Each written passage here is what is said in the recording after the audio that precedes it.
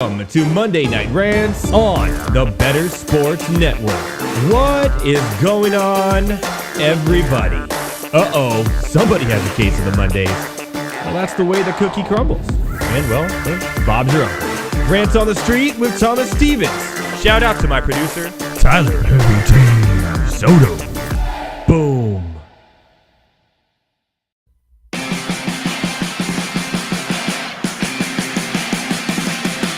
Rock out! What is going on, everybody? Welcome to Monday Night Rants. What normally would be the last weekend of a month was last week. We have another week. 5 weekends in October. It's crazy. Just before Halloween. And we had a Friday the 13th. That's insane. I'm looking forward to Halloween. I always do. Every year. It's one of my favorite holidays. We will, of course, be live next Monday night for Halloween, or the Halloween Eve, I guess. And we're going to have a lot of fun doing it as well. I will be dressing up for that show as my costume. I'm not going to tell you what it is, but there's pizza involved. That's all I'm going to say. And it's going to be tubular. And I'm going to come out of my shell for the show on Monday. If you haven't got it by now, then you're not a 90s kid like me. But there you go. We're going to have a lot of fun next Monday night for the Halloween special here on Monday Night Rants. But that's next week. Tonight, oh, joyous occasion do we have such a great show, because the NBA season starts tomorrow. That's right. With 2 games, including the Denver Nuggets getting their rings. It's going to be insane tonight. We're going to talk about some of our win totals for the season, some of our favorite Rookie of the Year candidates, all the award candidates, and who we think is going to win the NBA title this year. Joining me is Heavy T and Thomas Stevens, of course, the Monday Night Rants crew for our NBA preview. But right now, too, we're going to take you through these as we go along tonight. We're going to have some fun tonight, live watching a lot of these shows, or games, really, as we got a Game 7. A Game 7 right now between Texas and Houston winner. I guarantee you a team from Texas is going to go to the World Series. I guarantee it. Currently, it is 4-1 Texas over Houston with a big 3-run inning to start it off for the Rangers. And it's got another home run from Garcia to take it to 4-1 right now in the top of the third. And over here in Monday Night Football, the 49ers, they're the best overall team in the NFL, the 49ers. Well, it is currently 10-0 Vikings halfway through the second. What? That's right. I kind of thought this could be a trap game. We don't know how healthy McCaffrey is. Debo's out. 49ers didn't look great last week. The offense we don't know. The defense is still good, we think, but it's 10-0 right now. And Kirk Cousins without Justin Jefferson. It's the Addison show, right? 3 for 35 and a touchdown. Hawkinson already has 5 receptions for 58 yards. Boom. But one thing I wanted to talk about when I was doing research on this game, and I got asked earlier by Thomas Stevens, he says, hey, you have any favorite props for this game? And then I dug into it, and I found out that Juwan Jennings for the 49ers, this is the easiest win, I think, of all the research I did for this game ever. So I said, take the over on every Juwan Jennings prop there is. Longest reception for Juwan Jennings was 14.5. I think he got it at 15.5 later because I took it earlier in the day. He did that already in literally the first quarter. and his yards was 25.5. That run reception took him over the yard. So I won 2 already. He has 2 receptions, 1 more, and I hit the trifecta of all of his props. He's at 2 for 27. That's it. That's all I needed. The long of 18. Hit. And going back, he's done this. He didn't start against Arizona, but he's done this in every game this year. He's hit the over on all those props. Every game. Going back to last year, halfway through last year became a thing. He's hit the over on all these props except for 2 games. And those were playoff games. It's crazy. I think that Shanahan has this a couple plays just for him that are worth about 20 yards downfield and runs it once or twice a game. and he hits one of those, it's a 20-yard completion. And it's worked every time. He's literally hit the over on longest reception every time. And I hope Vegas doesn't really watch this show, and well, they probably don't, and figure this out, because I'm going to start doing this every week. And it hit first quarter, 18-yard reception, done. And that took me over the total too. Like I'm saying, Jauan Jennings has a thing here where Shanahan has a play drawn up for him that he uses once or twice a game that gets that prop hit almost every game. And the stats are here to back that up. It is insane. So hopefully, hearing this next week, you're all going to be like, oh, I'm going to bet on that, and he's going to go 0 receptions. That's the way it works, right? I put it out there in the air, and then you know how it. If everyone won every bet every week, we all be rich. But I'll tell you, the trend of him hitting those longest receptions is hotter than hot. I'm talking Taylor Swift hot.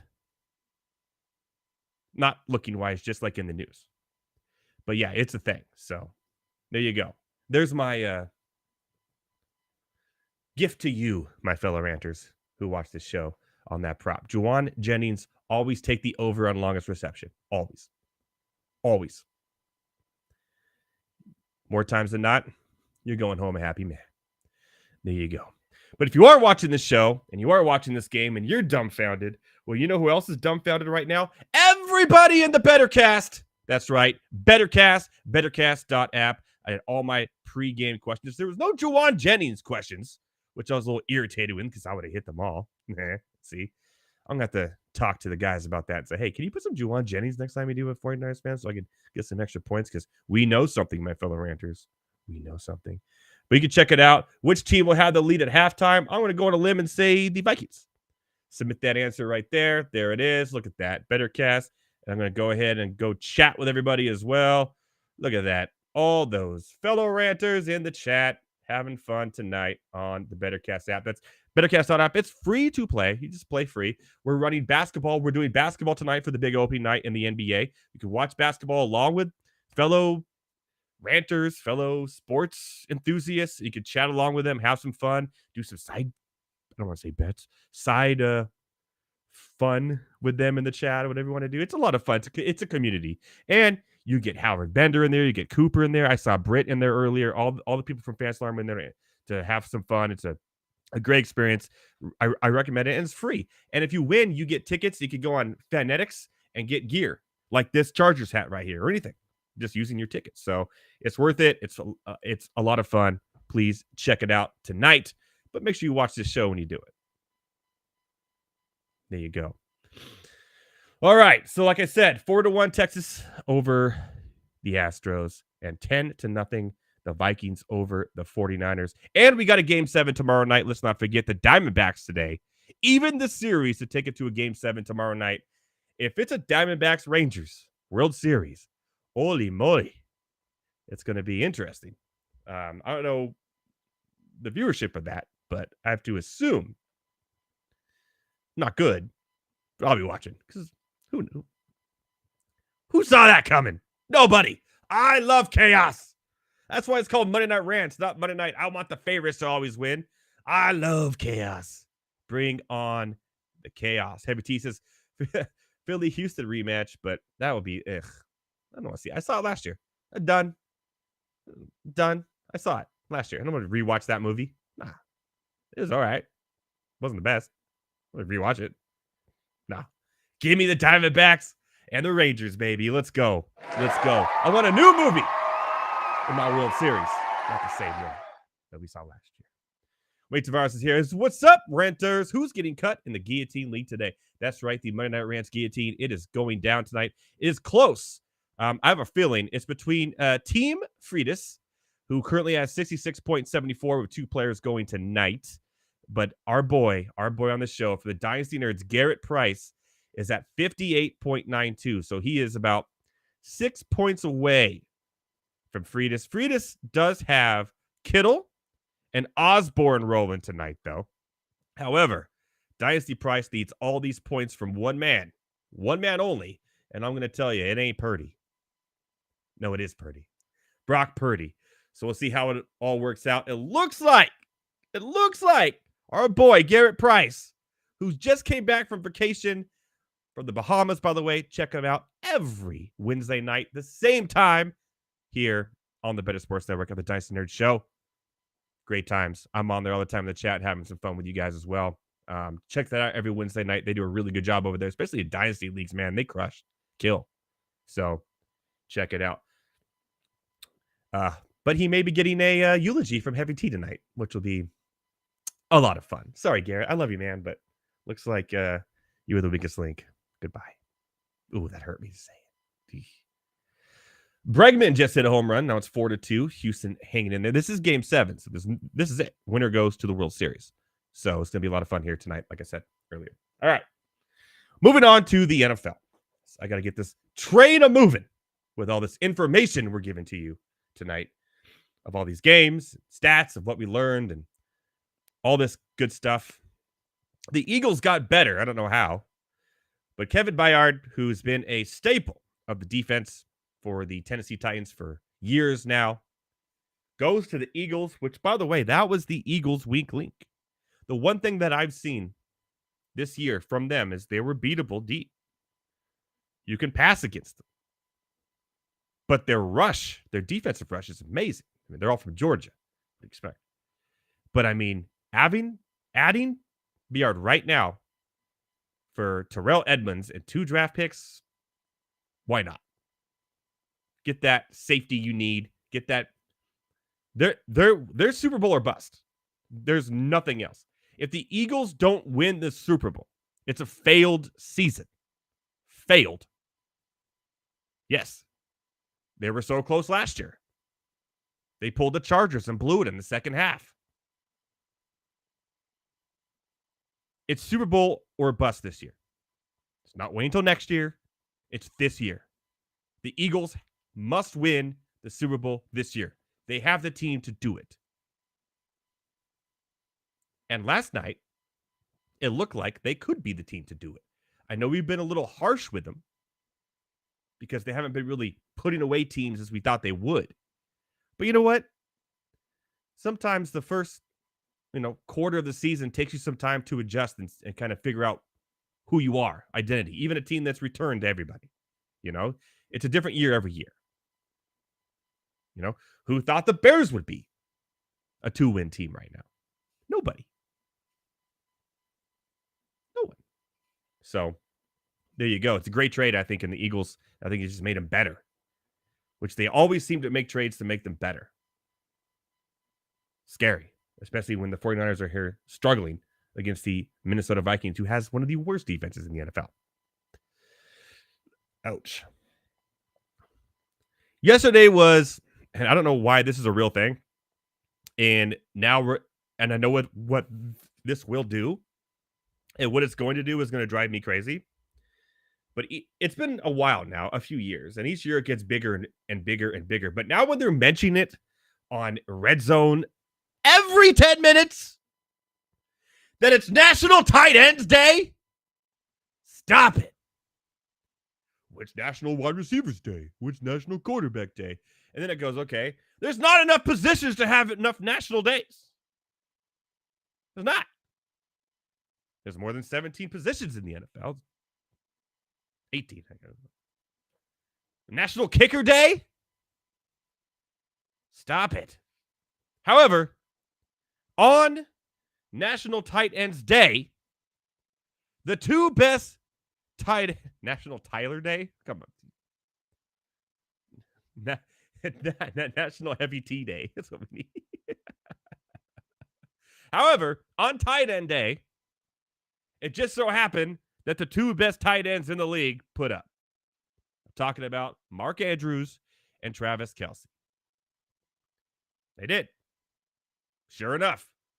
And right now, the 3rd best, in my opinion, TJ Hawkinson, is getting some good work in here as well. So, maybe it's a thing. I don't know, but it's the first time we saw Andrews and Kelce this year 1 and 2 fantasy point wise. First time. So maybe national tight end. It only happens once a year, though. So I wouldn't be putting your money in the basket next week. Unless Taylor Swift is there. Because if Taylor Swift is at the game, put your money in Kelsey's basket because the Chiefs are 4-0 when Taylor Swift is at the game. And when Taylor Swift is at the game, Kelsey averages over 100 yards receiving. When she's not there, 46 and a half. Man, does that guy know how to perform? There's so many ways I can go with that, but I'm not going there.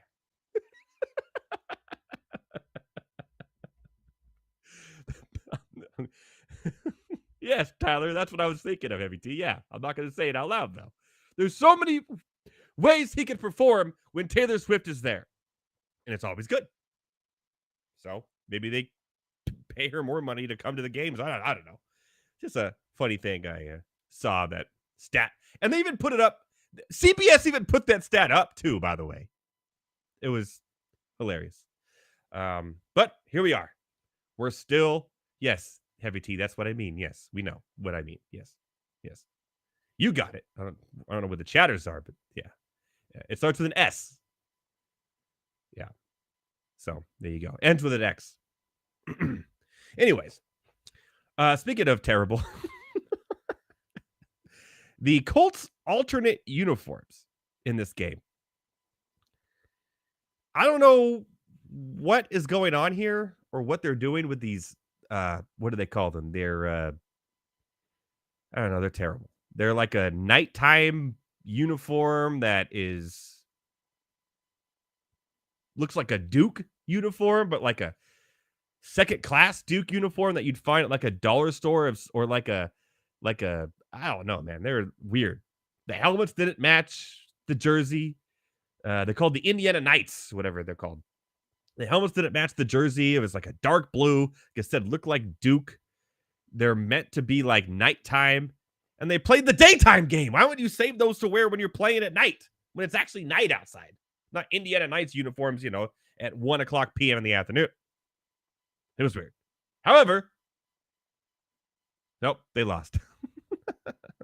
A good game, though, from Gardner Minshew, who, by the way, is a very balanced quarterback. You know how balanced Gardner Minshew is? Here's how balanced he is. Yes, they lost by 1 point, and they did put up 38 points against probably one of the best defenses we've seen since the year 2000, stat-wise, in the Cleveland Browns. The Browns did win. I don't know what's going on with Deshaun Watson. However, he ain't it. Even when he's healthy, not healthy, concussion, he's good. He got cleared by the concussion, but the coach just maybe said, nah, man, you're good. PJ Walker still won. However, this jersey and Gardner Minshew for the Colts. 4 touchdowns for Gardner Minshew. 2 passing and 2 rush, right? Wow. Fantastic. But here's how balanced he is. 4 turnovers. He fumbled the ball 3 times with an interception. And going back and looking at his stats, the dude will throw 3 touchdowns and turn the ball over 3 times more than you think. So he puts up stats. The team just doesn't win. So, by the way, that dude, Gardner Minshew, he has like a Harley Davidson ad where he's like his mullet, his mustache, he got this whole thing, his belt buckle. It is something to behold. If you haven't seen it, give it a goog. It's crazy. In that game, though, shout out to Myles Garrett, who by far, and I mean by far, is the favorite to win Defensive Player of the Year. By far. Not only, he's the first player this century, with multiple sacks, multiple fumbles forced, and a block kick in the same game. Literally led the Browns to come back and win that game. Single-handedly. Giving them an opportunity. With the fumbles. With the strip sacks. With the block kick. Myles Garrett is the man. And my favorite now to win Defensive Player of the Year. And I mean by far over TJ Watt, over Nick Bosa, over Parsons, who've been hit or miss. It is Myles Garrett's award to lose at this point. How great he's been playing. When you're in a category of first player this century, you're doing something right. Oh, by the way, his 82 career sacks are the most ever by a player yet to turn 28 years old. Shout out to Myles Garrett. We all love the Lions. We loved the Lions. Oh my God. They're tied for first place in the NFL. They've been so good. Boom. They got absolutely, and I mean absolutely embarrassed by a running quarterback. They haven't played a running quarterback yet this year. Lamar Jackson made them look silly on defense. We've been saying Aiden Hutchinson, this defense is so good. They're back. This team is gonna, whoo. They probably need another year after watching that. It is crazy. The Ravens became the first team to score a touchdown on each of their 4 drives in a game this season. So the Ravens scored a touchdown on their first 4 drives this season. They did all of that. 28 points, 4 touchdowns before the Lions even got a first down. I know they're without Montgomery. I know there's some issues there with Gibbs being a full-time back, but he held his own. A lot of it was a little garbage time at the end, let's be honest. But, that was hard to watch. We do have a touchdown in the Monday night game. McCaffrey, again. What is it, 16 straight games now, Heavy T? Christian McCaffrey with a touchdown extends that streak, and I think just took me over the hump. I needed to win a dynasty league this week as well. So shout out to Christian McCaffrey. So currently the score is now 10-7 with a minute left. So Kirk Cousins and his Vikings will have a little bit of time. But for the most part, what can you do? I just want to throw this out there real quick. I'm sure Heavy T is going to love this. Absolutely love this. Tyler Badgett is the winningest. Tyler Badgett, percentage-wise, is the winningest quarterback in Chicago Bears history. Shout out to Tyler Badgett. What do we do here? I don't even know.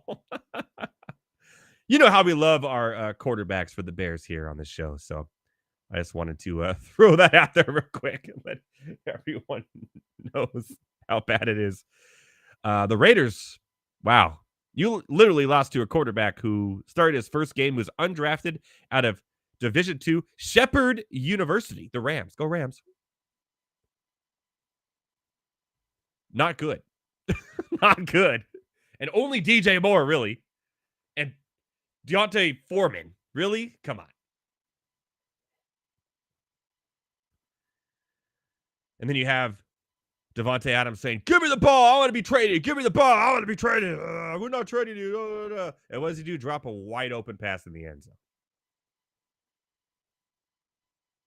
This is the ultimate. But they are who we thought they were. And we let them off the hook. More on them later. By the way, Tyler Badgett? Badgett? I don't even know how to say it. H-A-N. Here's what he said before this start, which is really fun. He said, I was like, what would you do if you didn't reach the NFL? That was asked to Badgett. What would you do? This was his answer, and it's hilarious. I was basically just going to CrossFit my life away, he said. Basically just get as ripped and jacked as I possibly could and be a teacher at Martinsburg High School. The Raiders lost to that guy. He thought he was going to be a teacher and get ripped and jacked doing CrossFit. That's insane. Shout out to the Jets, who earned a half game on Miami and Buffalo by not doing anything on their bye week. Buffalo looked terrible. And a big shout out, and I mean huge shout out to Thomas Stevens, who on this show brought it to my attention that the Buffalo Bills are really, and I mean really, one-dimensional. It is long throw or nothing. That is it. Their running game is 0. And Cook's a good player. Everything is trying to extend and Josh Allen trying to throw the ball downfield as far as he can. It can only work so much. Even James Cook was catching bombs yesterday. It's not the game. Nothing short. No check down. Everything is screw it. Stephon Diggs is down there somewhere. Oh, incomplete. Yeah, he got his touchdown. They lost the game.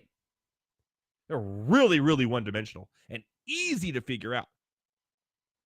And teams are starting to figure them out. Yeah, they were blowing people away the first, 3 of the first 4 weeks of the season. But now we're seeing teams say, oh, we'll just be as deep. The Bills are in trouble if they don't figure it out. It's a huge identity problem. As far as the Dolphins are concerned, yes, the best offense in the NFL. I get it. I know. Waddle left the game for a while. The Eagles just out-coached the Dolphins. It's just one of those games. It happens. I think McDaniels is really a good coach. He was just out-coached. He had a game plan. Didn't work. Couldn't fix it. Couldn't fix it at halftime. Well, they got back into the game. They tied it with an interception, pick 6. But then they couldn't do anything after that either. It's just one of those games where you lost. But I think now, looking at the Bills and their one-dimensionalism, and now looking at the Miami Dolphins, the Dolphins actually now probably would be, and I picked the Bills to go to the Super Bowl, by the way. I'm going to take a big L on that, most likely. And I'll own it. The Dolphins are probably the favorite to win that division. Has to be. Because they're all around a better offense. They can run the ball. Shoot, they can really run the ball. Their receivers are better.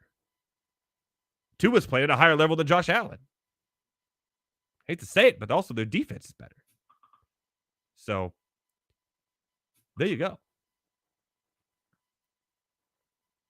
Okay. I know I got to go on break and do all this stuff, but real quick, just because it's due, talking about taking an L, I'm going to go ahead right now and say I'm taking the L on Jordan Love.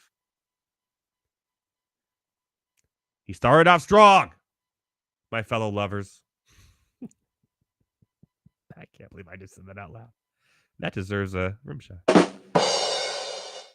But not so much lately. And I know that, well, I don't know if that play call, when all they had to do was kick a field goal to win at the end of the game, was on LaFleur saying throw it deep for that interception. You need like 5 more yards to kick a field goal to win it. I don't know what they're doing. But shout out to Sean Payton. I'm saying it.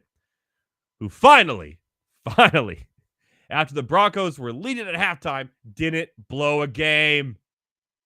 They won. Barely. They shouldn't have. But they pulled it off. Magically. Mysteriously. Hey, what can you do? One more thing that I learned before we go to break, and it's this. The Commanders' offensive line is absolutely, I mean absolutely, the worst we've ever seen in the NFL. And by the way, not like the Giants were spectacular. They scored 14 points. They went 14-7. The Giants scored all 14 of those points in the second quarter. But in the second half, the Commanders' offensive line could not give Sam Howell anything. And by the way, this guy can throw a football. He's a football player, as John Gruden would say. He plays football. He's good at throwing the football. Doesn't have any time. The Giants had 6 sacks in the game, bringing them for the whole season to 10.5. That's right. They only had 4.5 sacks before this game all season.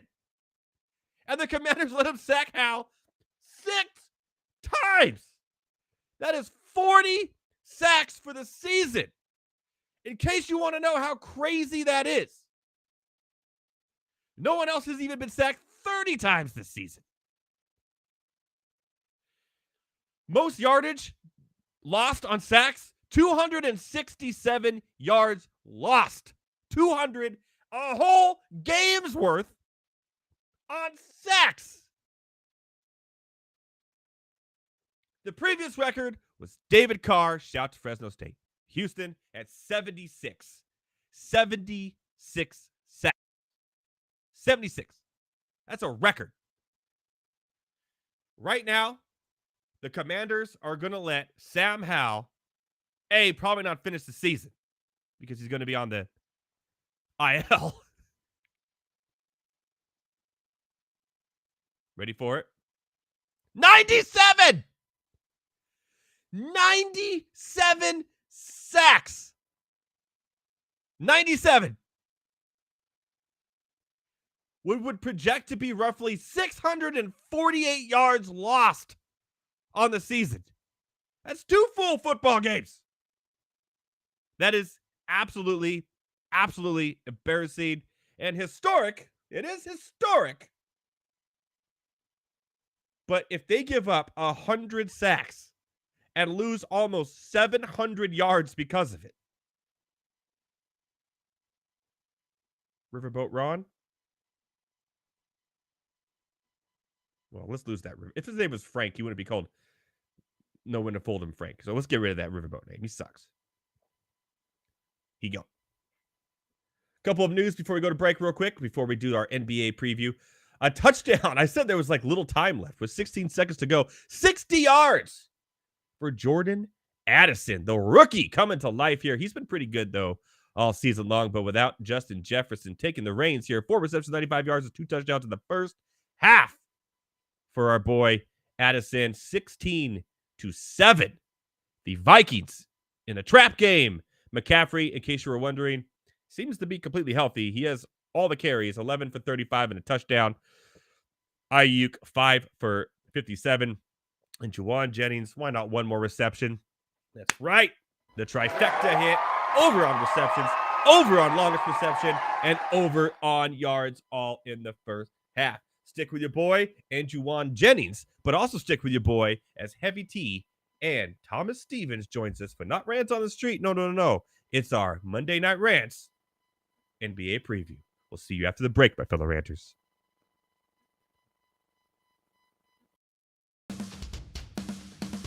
From the Hometown Hero series, Zach Parise.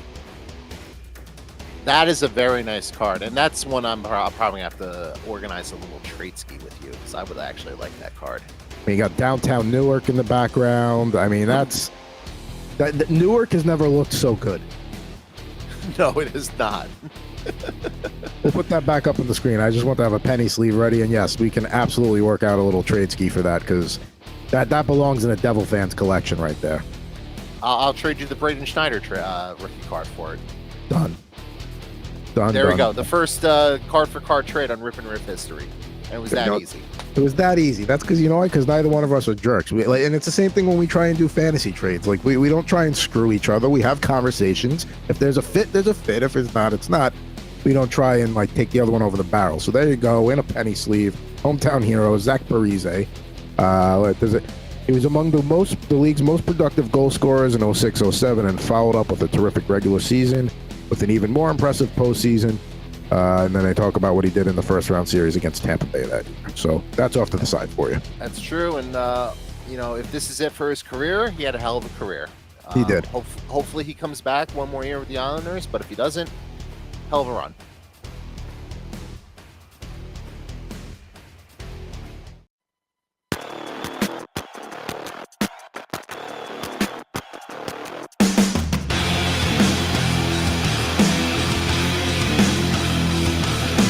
What's going on, my fellow ranters? If you are listening and you are a Texas Ranger fan, shout out to you, my friend, because it looks like, barring some sort of miracle here, they just put up a Brett Favre in the Brett Favre inning. And it is now 8-2. Rangers over the Astros. We're going to see a new team in the World Series, and I will rejoice. I love it. What say ye, Heavy T? I mean, look, good for Texas, good for them. I just don't. Here's the thing: if it's Texas versus Arizona, it has a chance to be a decent series. If it's Texas versus Philadelphia, Philly sweeps or wins in 5. I'm calling that. I don't want to see that. That's what I'm saying. Diamondbacks and Rangers. I'm rooting for it. Let's go. I'm on the Phillies. I want the Phillies. Phillies. Better Thomas over here with his Phillies. You saw the Phillies last year. Get over it. They lost. I mean, look, I'm okay with the Phillies going back to the World Series. I would love if maybe Arizona beat them tomorrow and Philly makes it back next year with their new center fielder, Mike Trout. So I could see him in a World Series. So, Okay. Well, this is the NBA preview show.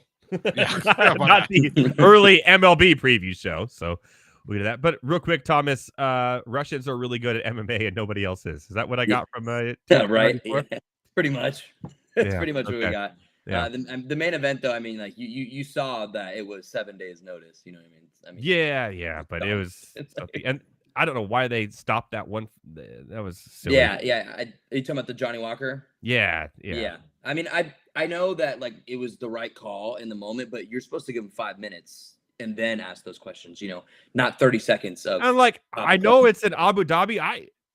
We're like, I don't even know what state that or country that's in. Like, that would be the United Arab Emirates. Know your geography, my guy. Okay. All right. Thank you, Heavy T. Heavy T's like 1 of 4 people on the earth. Anyways, it was still fun to watch. I enjoyed it. So we'll move on to what's most important here right now for everybody, all the fellow renters out there, everyone, is the fact that the NBA season starts tomorrow. Our boy Thomas team will be playing as well. Heavy T, what's your team? I don't think we know what your NBA team is. So I'm in an interesting position. I grew up and I still do root for the Lakers because when I was a kid, Kobe and Shaq were dominating. Right. I hate LeBron with the passion of 10,000 suns. I can't stand that dude. Yeah, so a lot of suns.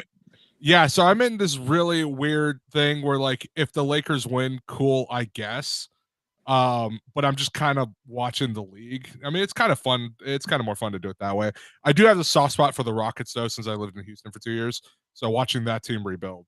I mean, they finally put it together. They have a ton of 20-year-olds, man. A ton. Mm-hmm. So. Yeah. I mean, it might take another year. And one old man. Yeah. I think my one bold prediction though was that they finished top 8 in the West. Anyways, moving on. We'll get to that, I guess. Okay. Interesting. Let's look out just real quick before we go into like the futures and all that stuff like that. Let's just look at the futures for the championship odds right now, currently, where it stands. Boston has actually moved to tied now after the trade. It's moved again, where Milwaukee and the Celtics are tied for the first overall odds to win the title. Denver's in third, so it's 380 apiece. 550 for Denver, and then Phoenix fourth, which I don't like. More on that later. The Lakers at 1,200, Golden State at 1,300. Then you got Cleveland at plus 3,000, which I find interesting. Then you got Memphis, Dallas, and going down again. The Clippers, Philadelphia. Man, the Clippers are all over the place in odds. Some have them as low as 1,800. Some have them as low as 2,700. Mm-hmm. They're one of those teams where like nobody seems to know what they're going to do. I don't even know. I'm a Clippers fan. I don't even know what the hell they're going to do every year or how many games are going to be missed through injury or what. But yeah, that's crazy. Philadelphia, we don't know what's going on with Harden. And then Miami, I think, is the really most interesting bet here. All the way down, we get them at plus 3,000 here to win the title. And I kind of like taking maybe sneaky odds on that. They seem to be in it every year. Yeah. Butler, it really hurt his feelings last year where he went emo on us. He would say, Jimmy Butler, eat world. And I don't know. I think those odds are nice to just sprinkle a little bit in. Is there any team here that you like or don't like being this high? I would. Go ahead, Ted. Go ahead, Tyler. I think just the Miami being plus 3,000 just seems insulting. Mm-hmm. I don't understand why. Yeah, that's something I would sprinkle $10 on to win 300 down the road at plus. Yeah, 3,000. for sure. You might as well. I mean, it's $10. It's not going to kill you unless it's your last $10. Then please don't gamble. But gamble responsibly, people. Yeah, gamble responsibly. But I think like it just seems disrespectful. And while I'm on the disrespectful train, Denver being third still is hella disrespectful. Yep. That's so sad. I mean, what are we doing here? You know how I feel about that. They're like, yeah, if it's not broke, don't fit. How's it go? If it ain't broke, don't fix it. Yeah, there you go. They didn't need to fix anything. They're the same team. They lost one player in Bowen. That's it. Mm-hmm. And I think they have a guy on the team named Braun who could replace that. Christian Braun. They're the same team. And they literally dominated the playoffs. Like it was a no joke dominant. It wasn't like but Michael Jordan. It wasn't the Michael Jordan years dominating the playoffs. But in common day, they dominated the playoffs. Yeah, for sure. Man, It's the same it thing was as last easy. year. They were disrespected all last year. They were disrespected even in the playoffs. You know, they fly under the radar, and for them to be 3 is kind of out of this world. But I also, real quick, want to say I would sprinkle money. I know they're having problems, but I still like the team when they figure whatever they need to figure out. And even without them, I still like it. I'd sprinkle on the Philadelphia 76ers too. Yeah, a little bit. The East is a little easier. They are getting better, though. I think they're late. I think they're late. There's one team we'll talk about over when we talk about the win totals that I really like and want to ask you guys about. But I kind of like that too. But what's going on with Harden? What's he gonna do? Like, Well, yeah, he's being Harden. Yeah, he's being Harden. The season starts tomorrow. Is he just not going to play? No. Me personally, I like Philadelphia without Harden. I think Tyrese Maxey will take an insane jump. I like that. I think they added additions in the offseason. Kelly Oubre Jr. is a good pickup, to add to the bench unit. Embiid's still there. Tobias Harris takes a jump when Harden leaves. So they're still a good team, man. But obviously, you want him back. But if he's going to do this in the locker room, it's not worth it. It's not worth it at all. He seems to do this in the locker room everywhere he goes. Yeah. Honestly, it's really surprising how he's really not talked about in the same realm as Kyrie Irving. They are the exact same person. Yeah, for sure. Yeah. One's just maybe a little more insane. But I mean, he did this in Houston, showed up with the fat suit and everything to get himself traded to Brooklyn. Yeah. He wanted out of Brooklyn after like a year and a half. I think he was just fat. Yeah, it's possible. I mean, look, it's a very well-known fact that the man loves game. Dude, it's a very well-known fact the man loves honey buns. So, I mean, he probably was just fat. He wore a plastic bag as an outfit for like a month. I mean, maybe, dude. Like, just I don't know what to, because I know there was a rumor, I think, that the Clippers were going to go after him. Why would you do that? Just don't do it. I saw something about the Clippers declined like a very easy trade. I mean, it was like 1 first-round pick, maybe, whatever it was. It was something light, and the Clippers declined it from good what I saw. But I mean, yeah, no, good. I'm with Heavy T. I say good too. I don't want that over there. It's toxic. You know what I mean? Yeah. You don't need that at all. So, and I think, by the way, I think you're going to see I don't want to move things around here, but for the Clippers, take the Clippers, I think under the radar, I think Russell Westbrook is going to have an absolute stellar season. And he's not going to get the points he used to, but he's going to close to a triple-double, I think, season. But I'm talking, not his old 20 points, but like 9 assists, 8 rebounds and like 12 points a game, which is great. Yeah, for sure. I think he's in the right, like if you're Westbrook right now, this is one of the perfect places you could be. Like, they appreciate you coming off the bench. You've taken the role, even if, he starts or whatever it is. And I think he probably actually will start, right? They're going to switch him up with Terrence Mann, I think. Whatever it is, like, what's around him is enough to where, like, on the Lakers, man, he was not good, 100% not good. But there was no shooters around him. You know what I mean? And so what you guys have is where Westbrook can drive and kick out to the corner to many different options for an open bucket. So I could see it. I like the fit with Westbrook. He balled last year, and when Kawhi and PG went out, he carried the Clippers in those playoff games. So let's talk about some over-unders then. We'll start with the Clippers. Currently, it's at 46.5, which I find very, and I mean very intriguing. 46.5 wins. I kind of want to take the over, knowing that maybe Paul George and Kawhi know that, hey, this is it. This is the end of our window. Maybe they won't sit out as much. They always underachieve, which is why I think this total is lower than it should be. I mean, this total is tied with the Knicks. Let's be real. The Timberwolves are only a game lower. Like, it's probably the lowest it's been preseason in a long time. And the 1 year I'm going to take the over and say I think they get more than 46 wins this year. What do you guys say? Heavy T, you go first. That's why you shaking your head like an angry man. And now it's not like an angry man. It's just like, 46 is it's like a perfect number. I think I'm going to say over, but I'm going to say slightly over. They win between 47 and 50. I'll leave it. I can get down with that 100%. I can get down with that. The only thing that scares me, man, is I know the league is cracking down on load management this year, and if they're doing that, it's like he already gets injured when he does load management. What's going to happen without load management? So I don't know. That scares me a little bit. But if everyone's healthy, they're going to fake an injury. Yeah, they'll crush that number though if everyone's healthy, 100%. Yeah, Oh, if everyone's yeah, healthy, totally. they'll crush that. It's just that's the factor, right? And now Vegas is like, I believe last year it was at like 49 at the beginning of the season. So Yeah, you'll have optimism for the first 3 games, and then after that, it's an absolute roller coaster. the first game, or every time we played the Lakers, Yeah, that's true. True. that was a burn. It was a good one. All right, let's talk about some other teams here. We're talking about some over-unders. Obviously, the Celtics are the favorite, 54.5. Oh, I don't know about that one, actually. I don't think there's going to be like that one dominant team. 52.5 for the Nuggets. The Bucks 53.5.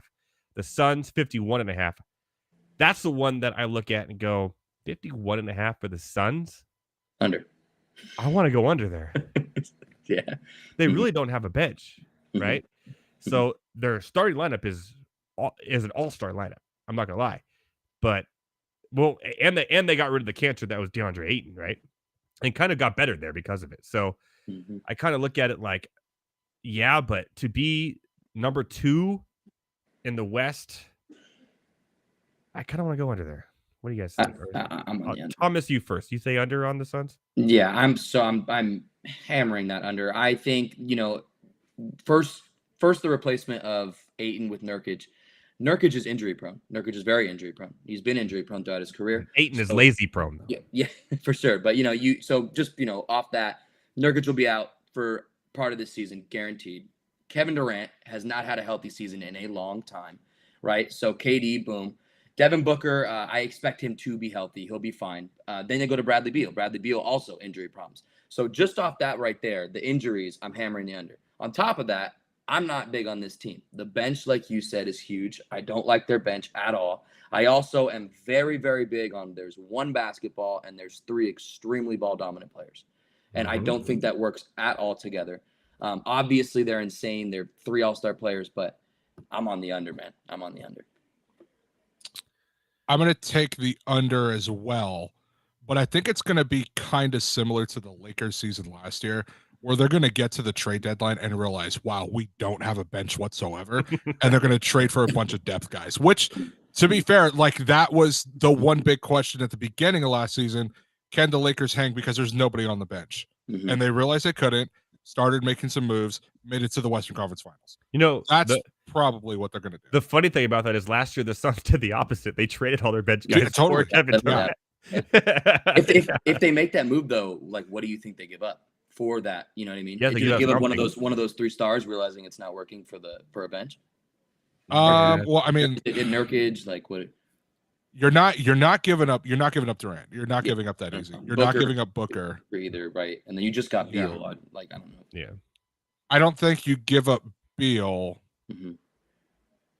It's kind of tough because I don't remember exactly. How are they going to defend the rim, dude? They just can't. Yeah. Well, I mean, there's that too, and I'm trying to think. I don't remember what their draft pick situation is either. Me either. So I'm not sure. Yeah, I mean, it'd be tough, but I see it following the Lakers formula last year. They unloaded for Kevin Durant and Beal, right? I mean, and Beal not so much. Beal was a little. That was almost kind of a freebie. Yeah, freebie. But Durant they unloaded for. I don't know. Including some first round picks, I believe. Yeah. So yeah, they're not looking. I mean, it's all this year or nothing. Like for the Suns, and 100%. There's no one to defend the rim, and the bench is just absolutely terrible. But their starting lineup, man, if they all play 40 minutes and stay healthy, they're going to be great, right? Yeah, they'll be that's almost impossible for any team in the NBA to do nowadays. So let alone the Suns with Kevin Durant, Bradley Beal, and the over. Booker can play the whole game. I think he'd be fine. Yeah, but the rest of them, we got to figure out. And by the way, Durant just stopped shooting and making 3 points.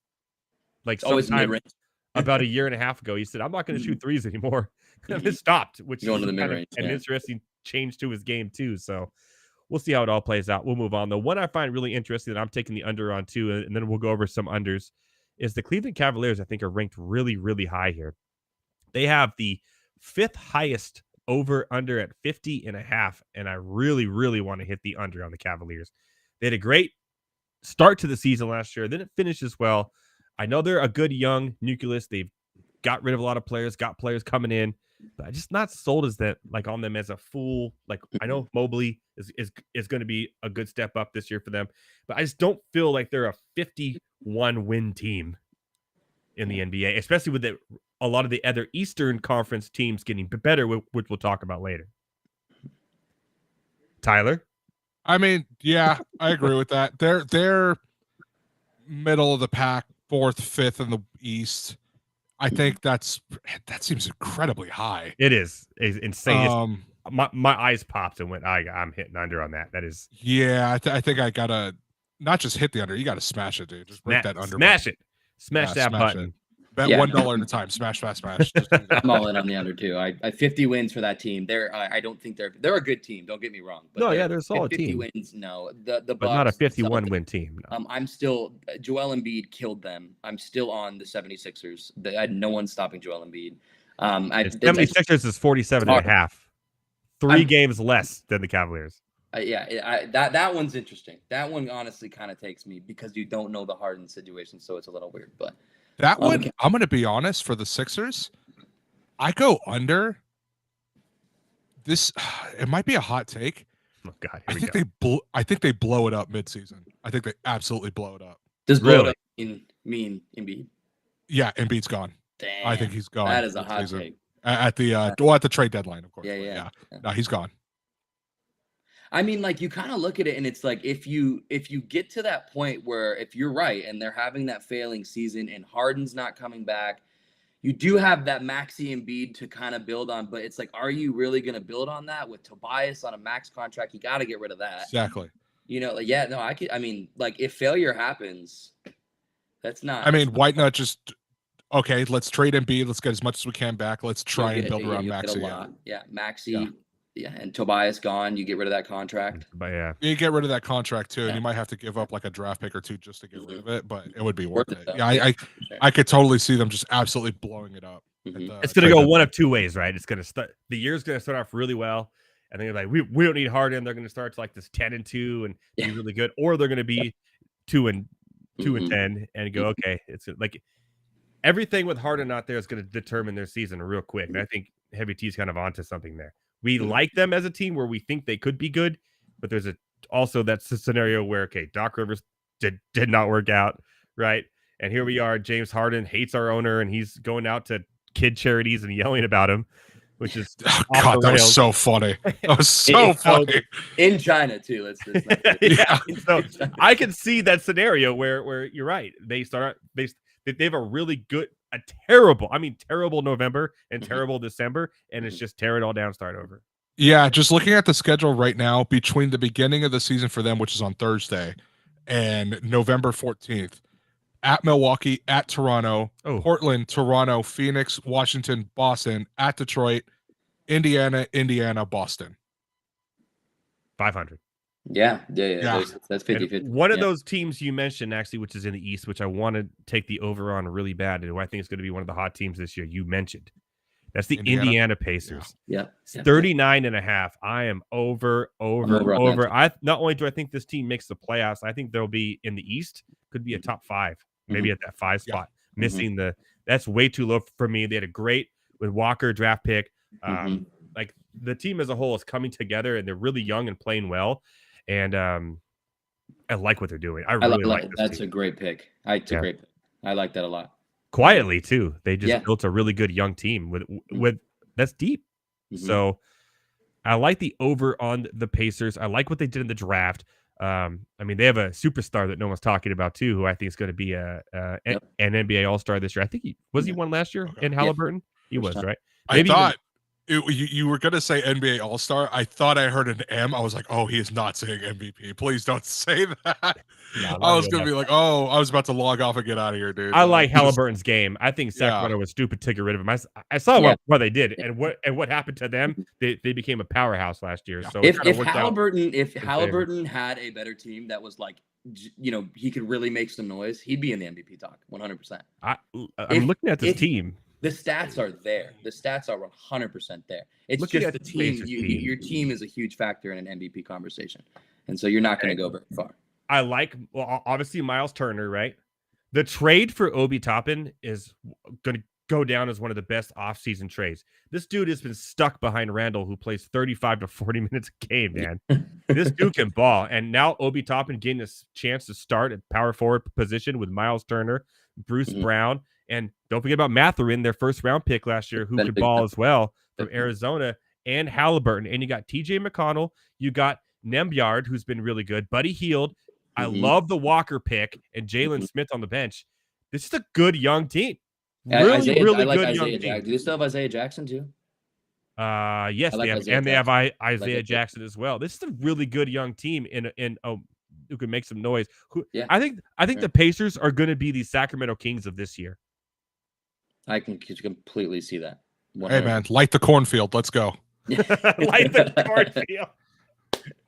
Light the cornfield. Like the cornfield. Let's go, baby. As long as they don't have terrible alternate jerseys that look like Duke.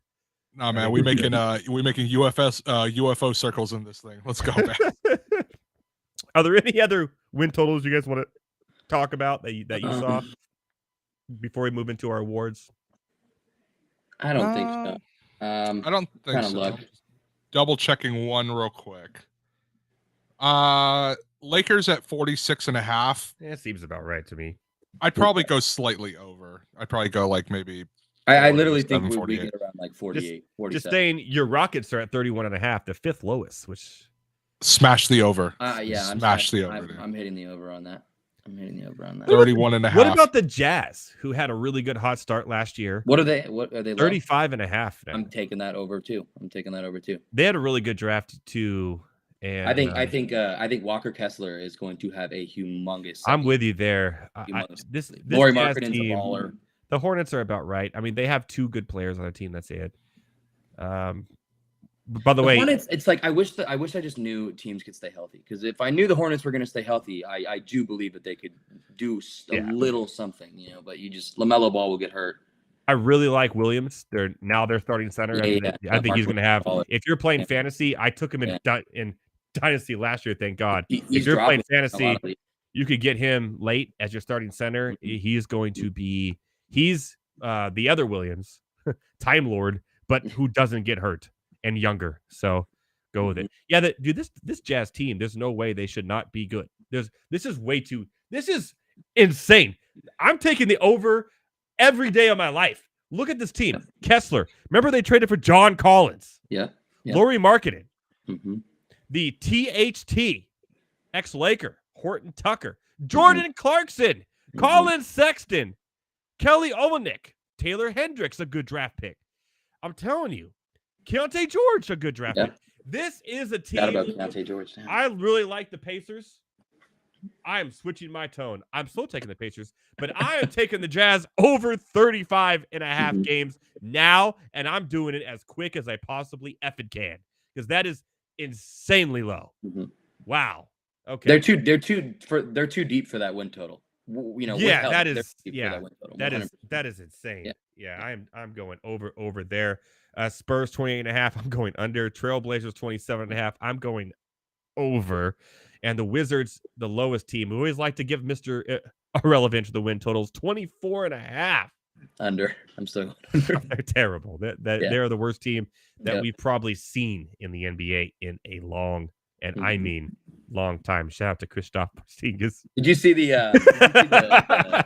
Wizards game the other day? Jordan Poole took that shot, and I think Danny Edvita, whatever his name is, put his hands up. I think it was like a step back, like total Jordan Poole shot.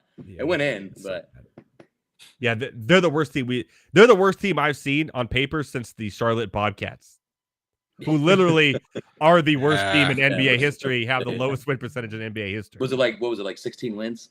No, it was less. It was like 8. It was like 8 wins only. And Kemba Walker was on that team. Corey Maggette. It's like they had bad players. They're just terrible. Look, man, put some respect on Chingus Pingus. Real ones know that reference. So. Silly. All right, let's talk about who we think is going to win the big awards this year. Then we can move on our merry way. 8-2 still, by the way. And what's the score of the football game? Heavy T. We have 16-7. Nothing's changed. Vikings and Red Nothing's changed, but Addison is having a game, which 103. I kind of figured was going to happen. Yeah. Or 106. Against the 49ers, yeah, we all figured that. Well, no, I mean, figured in general, just because Justin Jefferson is not there, so someone's got to catch the ball. Mm-hmm. True. All right, let's start with most improved player odds. Now, I think we're all going to be on the same page here because we've already mentioned who I think mine's going to be. We've all mentioned that name, so we're probably on the same here. I love Tyrese Maxey at plus 1,200 to win this, especially if Harden doesn't play. He's going to end up being one of the stars of that team, right? I really like Tyrese Maxey at 1,200. Now, improved. I don't know how you could be improved when you're hurt, but he's in the odds. Cade Cunningham for the Pistons coming back after missing most of last season. Mm-hmm. I like that as well. One I'm not betting money on is Jordan Poole at plus 1,600. But the leader in this actually is Mikal Bridges, which is interesting. Who's probably the favorite, but I like Maxey. What do you guys feel? I think I agree with Maxey. I think he pretty much nailed it on the head. I like Maxey. I like Maxey a lot, so I'm not gonna hit on that. But I'm also pretty big on Scotty Barnes. I think Scotty Barnes interesting pick. is like a really interesting sleeper. I know they got Dennis Schroeder and they drafted Grady Dick, and so it gets interesting there. But Scotty Barnes controls the ball a lot. He's a point guard for them, and he gets a lot of assists, a lot of ball dominant stuff. I also could see the Raptors trading Siakam at the deadline if something goes wrong. Or OG. Yeah, or OG or something. So that just creates more room for Scotty. So I could see. I think Maxey's the easy answer, but I think Scotty is a little sneak. I like that little pepper on some Scotty. You know what I'm saying? I like that. That's why Thomas is here, Heavy T. All right. We just did that one. Shoot. I'm not gonna do coach. Who cares? Yeah. Whoever wins, who's the coach of the Indiana Pacers? I'm taking him. All right, there we go. I do know. I just can't think of the top of my head. I think it's the X. We got some spam here, guys. This game will be streamed on ESPN right now. If you want to click that link in the chat, go for it, people. Sports 7, thank you for that. Enjoy. Love it. It's better than the porno bots, man. If we're getting spammed, I know, is it though? If we're getting spammed, we're doing something right. Okay, NBA Defensive Player of the Year odds, or favorites. Obviously, JJJ Triple J won last year. He was my pick last year and won. He could probably do it again this year. I think he's one of the best defensive mindsets in basketball right now. Reminds me of an old Ben Wallace, except he could actually score, which is crazy. But one I mentioned earlier in this, who I really like for the Cleveland Cavaliers, who I think will take some strides this year and be a better player, possibly an all-star, is Evan Mobley for the Cavs. I really think if you're not taking JJJ, I like the Evan Mobley pick there at plus 700 as well. You're going to have your Bams and your Anthony Davises and your Joel Embiids and your does that say Brook Lopez? Okay. Dude, he was up there for a while last year. Up until I want to say a month at the end of the season, he was top 3 in Defensive Player of the Year. Well, I'm saying JJJ is the favorite, but if you want to put some pepper elsewhere, because JJJ is also very injury prone, let's not forget. Evan Mobley, I think, would be my man. You guys disagree, agree? Evan Mobley's good. I'm going to go out on the limb. I'll sprinkle a little money on Bam Adebayo. Yeah. Just a little bit. I think Evan Mobley does win it, but Bam, I think, is a solid second choice. Okay. Yeah, no, I agree with Bam. I think Bam's a great pick, especially this year. I think he takes defensively, especially. I think he takes a leap.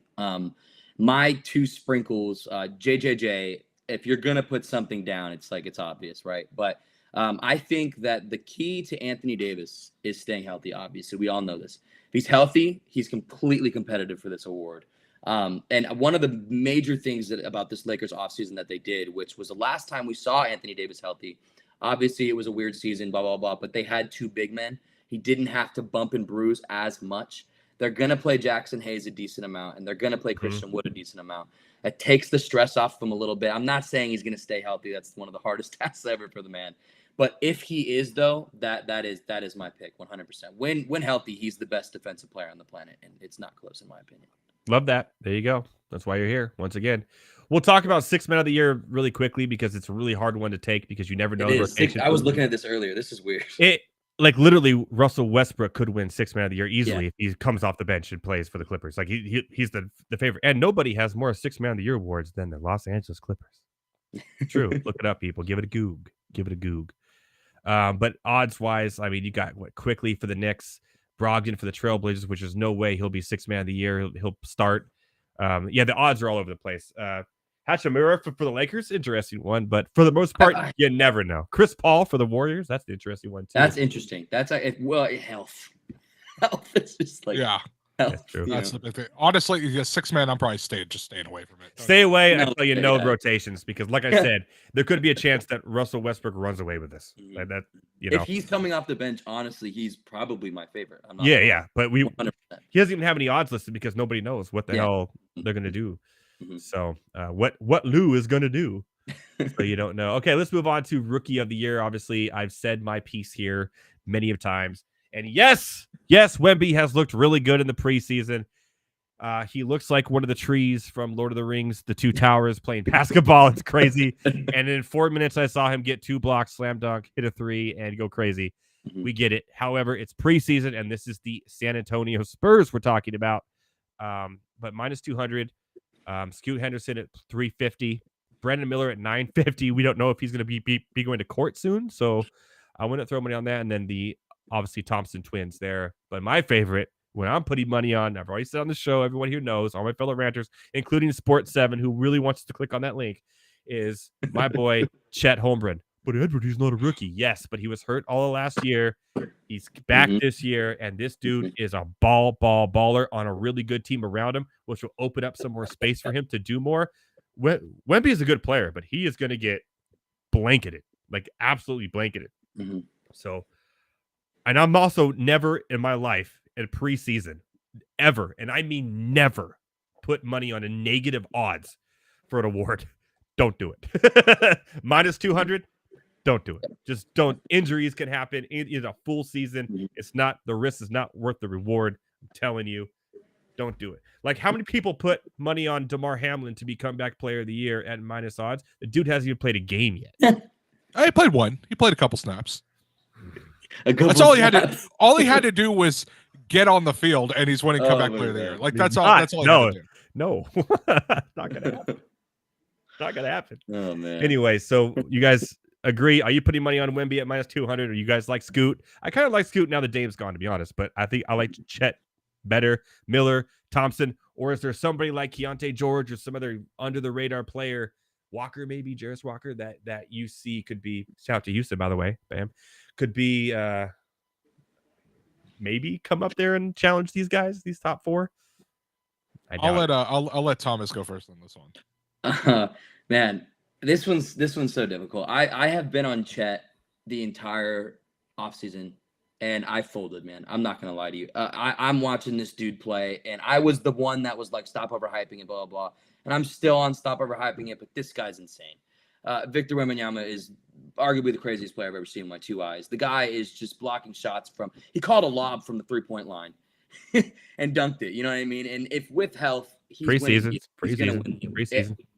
When you hear the NBA players on their podcast talking about it and switching their flow of what they've been saying to now saying it's going to be a problem, you kind of know it's going to be a problem. So with health, he's going to win this award. But don't bet on minus 200. No one should do that ever. If you want value, the value is Chet Holmgren 100%. I also, this is the sneakiest pick ever, and I honestly don't even have a lot of reasoning for it. I just like the guy. Sir Thompson, not a men, a Sir Thompson on Detroit. Very sneaky. I like where he's at in Detroit. I think they're going to do well. No, exactly. And so that's why I think I don't even think one person's going to put something down on him. But if you're going to put $10, who cares? It's just $10. His odds are crazy. You could win some money. Why not? But before you do it on him, do it on Chet 100%. So. Okay. Heavy T, you agree with Wemby? He's going to be the... He's going to win it no matter what happens. I'm not going to say he's going to win it no matter what, because you do bring up a good point. He's going to be blanketed. I think the one thing that annoys me is that everybody is saying that this dude is basically the second coming of Jesus Christ himself. Mm-hmm. And like, just basically this guy's going to be better than everything. He has not played a single minute of regular season basketball. Let's calm down for 1 second. Chet, I've been about this since he was in Gonzaga. I don't like the dude. He's too frail. Okay. Plus, you still have Shea Gilgeous on his team. Also, now that Dame is gone, Scoot Henderson, there's no one else there besides DeAndre Ayton.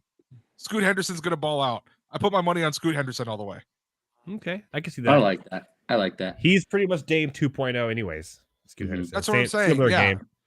Yeah, I mean, like, I do think Portland, as not as much as the Pistons with the Sir Thompson thing, but I do think Portland is still deep. They got Malcolm Brogdon. I don't know what they're going to do with him. They might trade him, but Brogdon's still there. Shadon Sharp, whatever his name is, going to take a big step up. Anthony Simons, I know they want him to get going. He's there.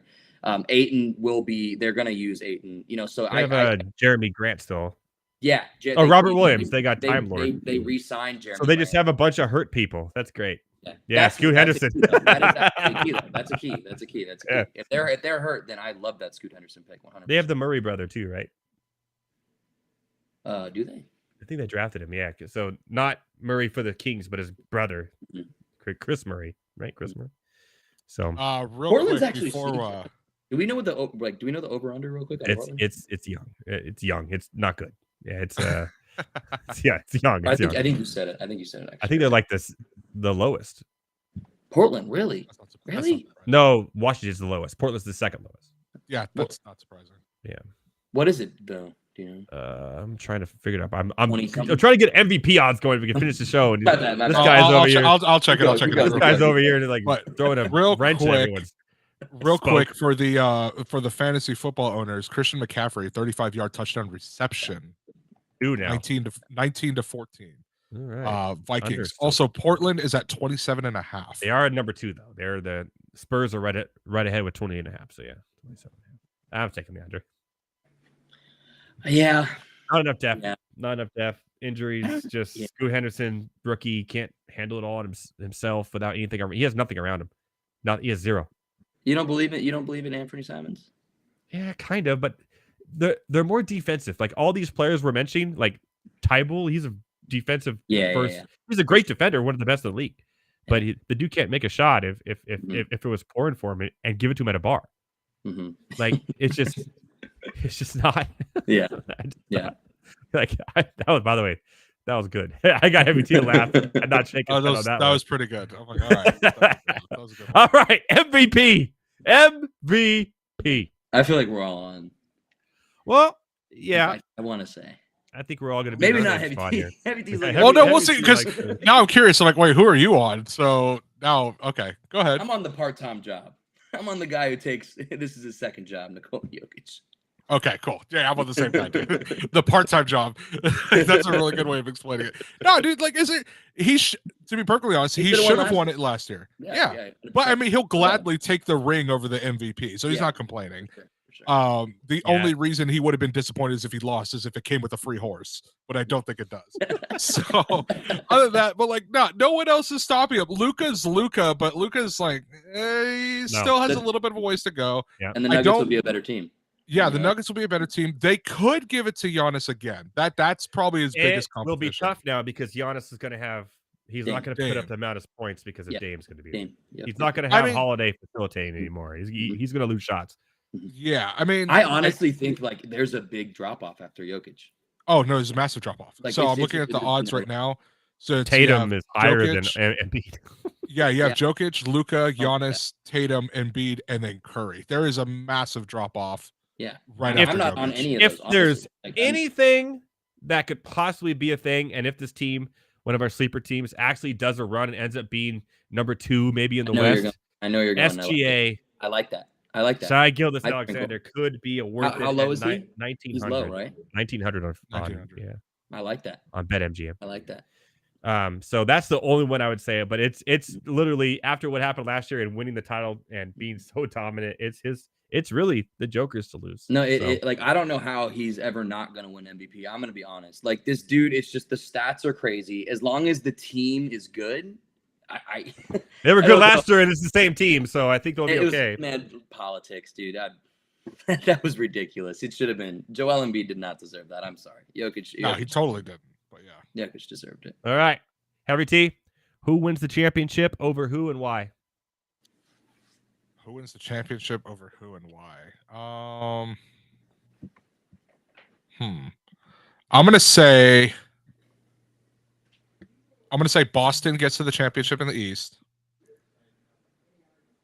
and I'm gonna go out on a limb, and I'm gonna say that the Suns figure it out with the depth issue at the trade deadline, And but win the lose whole to the thing? Nuggets. But lose to the Nuggets in the Okay. WCF. You were tricking us there. You had us going, MT. No, so you'll have Nuggets, Celtics in the finals, and I'll even go on a limb and say Nuggets win in 6. Okay. I like that. Our Monday Night Rants NBA expert over here, Bennett Thomas. What do you got?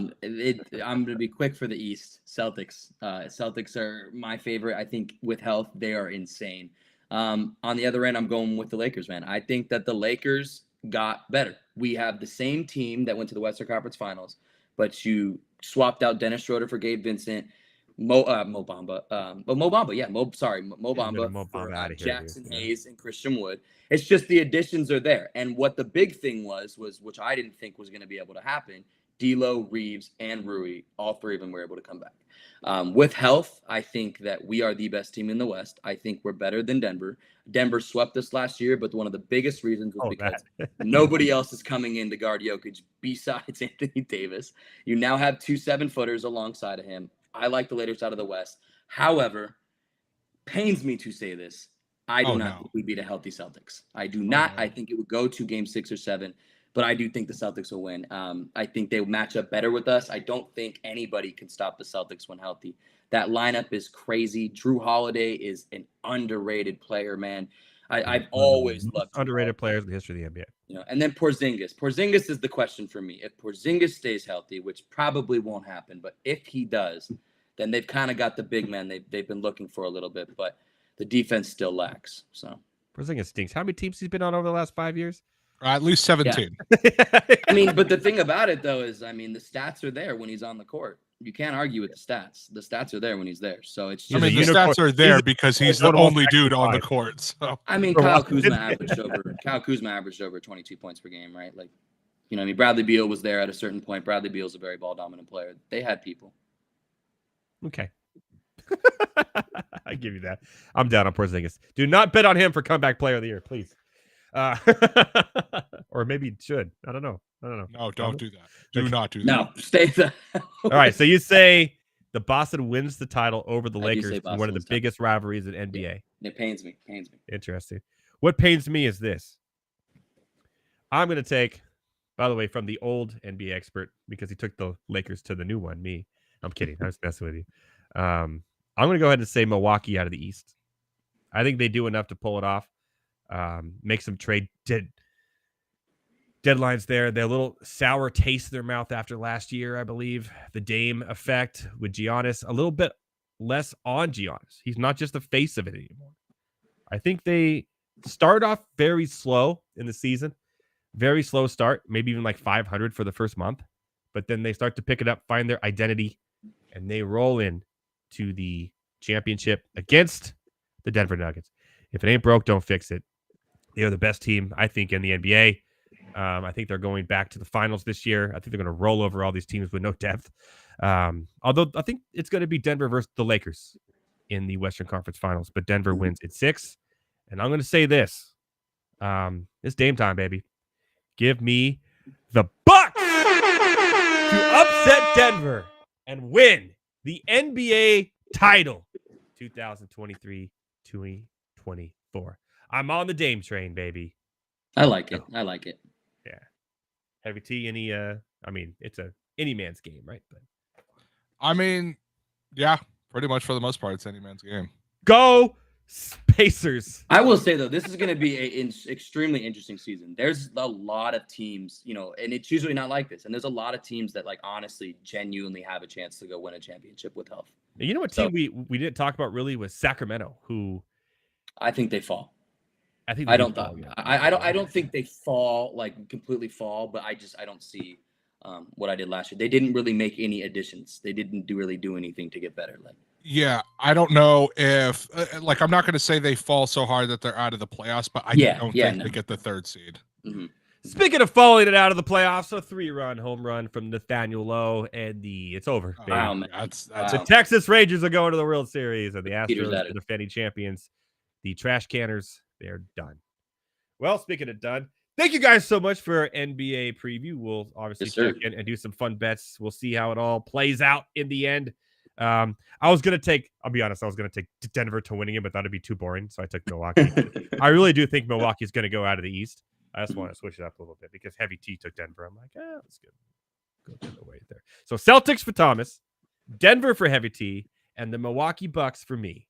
It rhymes. The Dr. Seuss show of record. Yes, sir. Well, Thomas, you'll be back next week Yep. for our Halloween special with a special spooky. Rant.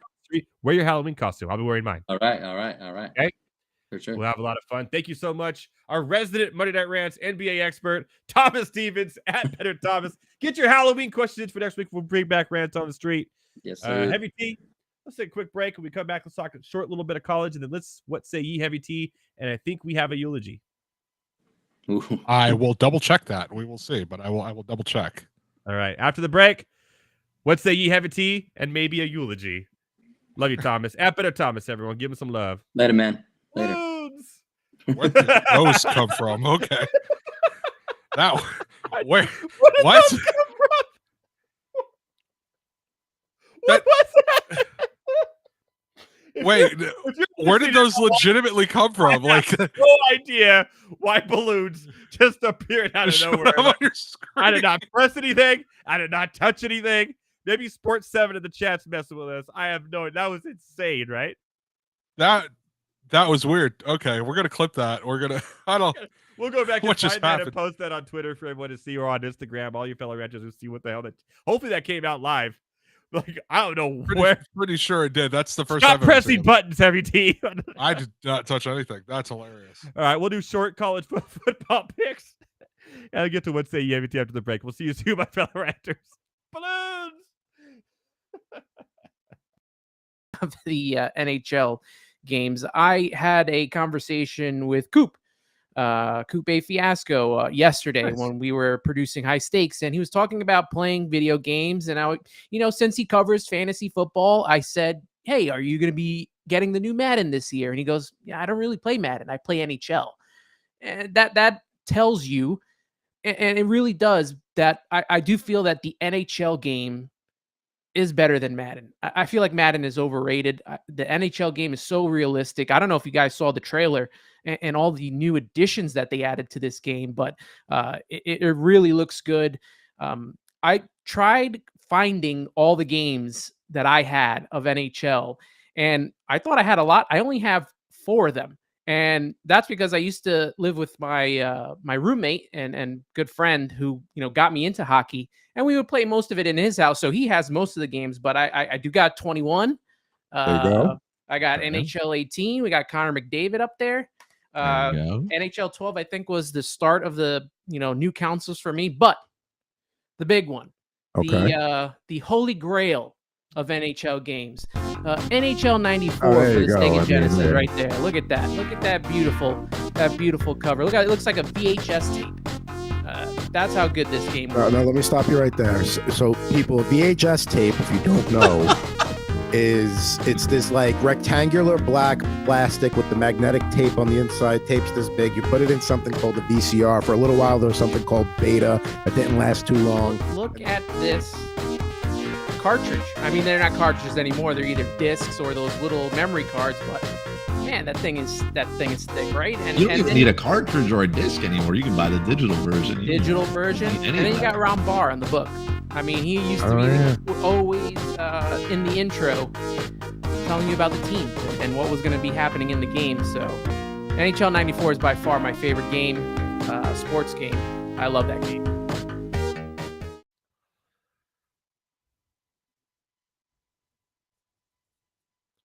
I'm just kidding. Welcome back to Monday Night Rants. I'm to be honest, I was so distracted with the football game, I forgot to play the music. That's my. I'm still wondering where those balloons came from. That was insane. Yeah, there's that too. The big balloon mystery of 2025 or 2023, whatever year we're in. By the way, Jordan Addison currently on the ground being looked Oh at. dear lord! Yeah. Uh-oh. By the way, it is And 19 to 14 at the moment. You know who was just on the floor right before that was T.J. Hawkinson holding his foot. He's back in the So- huddle. I'm looking at him right now.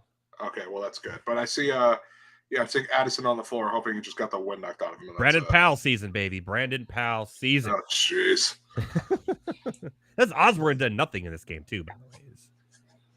Right? Is it 3 catches for 35 yards? Yeah, I don't think he's really done a whole lot. Yeah. Brandon Powell has 2 for 43, and that's when Addison was healthy. So maybe we're looking at a shift from Osborne to Brandon Powell, who I saw some people on actually say get your waivers on him now. So there you go. That's a good list, right? When you're on a list with Justin Jefferson and Randy Moss as the only Vikings rookie with 100 plus receiving yards in. Oh yeah, you're doing pretty damn good, man. That's pretty dang good. All right, Heavy T. Let's play some What Say Ye? And we're going to talk about little NCAA over the weekend. I don't want to call it an upset because we both kind of called it. But why on earth, after what we've seen from USC, are the coaches still ranking them in the top 25? What? Thank you. So why are they still ranked? They are at number 24. They are an awful team. Why are they still ranked? I don't know. I don't. It's because they have Caleb Williams and they're in LA. That is literally the only reason. If this was Kansas, they would be not ranked at all. Why the hell is USC still ranked? They are the most fraudulent team in all of college football this season. I told my dad this earlier this weekend. They are probably one of the most overhyped college football teams ever as far as going into the season goes. Lincoln Riley is a fraud. That dude sucks. Caleb Williams is still good, but everybody's else as their opponents has figured out the USC's tempo. They figured out that their offensive line is actually more of a weakness than it is a strength, and they're just rushing them all the time, okay? And Caleb Williams, he has pressure, but it's gotten to the point where people are legitimately asking, like, hey, maybe Drake May should go number 1 overall instead. I don't know if we should take it that far. He didn't have a good game either. North Carolina lost as well. North Carolina lost, but he still threw for 350-something yards? Yeah, he's fine. He had a good game, man. Yeah, it's just, why is USC still ranked? I don't know. Why NCAA? Well, USC has California this week, and if they can't beat Cal, then come on now. Or at least destroy them. So they have Cal. And let me just double check this real quick. Let's see, USC, there they are. Clicking on the schedule. So you have Cal, and then you are at home against number 5 Washington, on the road against number 8 Oregon, and at home versus number 23 UCLA. I would not be surprised. They are currently 6-2. Would not be surprised at all if they finish the season 7-5. Yeah, I can see that. Those are tough games. Those are hard games, brutal games. And that defense has just got figured out. There's nothing they can do. That defense is Swiss cheese. They are awful. Like, as soon as I saw Colorado come back like a couple weeks ago, I was like, no, this defense sucks. And they haven't done anything since. They are awful. Yeah, I'm with you. We're not going to go too much into the top 25 poll this week because this is really the last week it really matters. Yeah. Because starting next week, we're going to have the actual BCS rankings. Thank God. Thank God, because that's what really matters when it comes to the playoffs, the college football playoffs, which I think that there's going to be a lot of change there. I think Washington will be in the top 4 when that gets released. I think, what Florida State's doing is good, but the ACC isn't as good as the Pac-12. I think that all comes to play with the actual BCS rankings and computer models instead of just coaches saying, oh, they look pretty good. So we'll see how it all plays out next week, but some big games next week I want to talk to you about. Maybe quick little predictions here. One game I'm very interested in, and by the way, the odd man out of the top 25 who should be in other than USC is Florida. They are actually got the most votes not in the top 25. They are at home against Georgia this weekend, which I think is going to be a really good game. I think currently the spread is 14.5 Georgia. I'm a little interested in taking a little bit of money and throwing it in Florida's way to just cover the spread there at home. 14.5. It depends. Is Florida's quarterback still the dude from Wisconsin? What's his name? Graham Harrell, Graham Hurts, whatever his name is. Yes. Yeah, I'm probably taking Georgia. That dude sucks. Graham Mertz, my friend. Yeah, no, he sucks. It's funny too because one of my friends lives in Wisconsin, and she told me, she said, "Oh, one of my really good friends is dating the quarterback from Florida," and I was like, "Graham, whatever his last name is," and she's like, "Yeah," and I was like, why? He's a loser. Just why? Like, he sucks. Like, he's not good. So, like, why are you dating that guy? She's probably dating him for him, not for his performance on the field every I time. hope so. Jeez. This dude's going to end up like Will Levis, but worse. Like, why? Will Levis hasn't got his chance yet, but when he does, I think he'll be okay, actually. No. That's another conversation for another Small day. bar there. I think right now, currently, Will Levis is the best quarterback on the Titans roster. Well, that's not a very high bar to climb.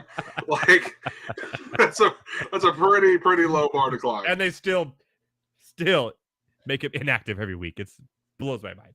Yeah. But yeah. Anyways, we're talking college. We'll get to football, NFL here quickly. I want to talk about the Oregon-Utah game. That's a good one.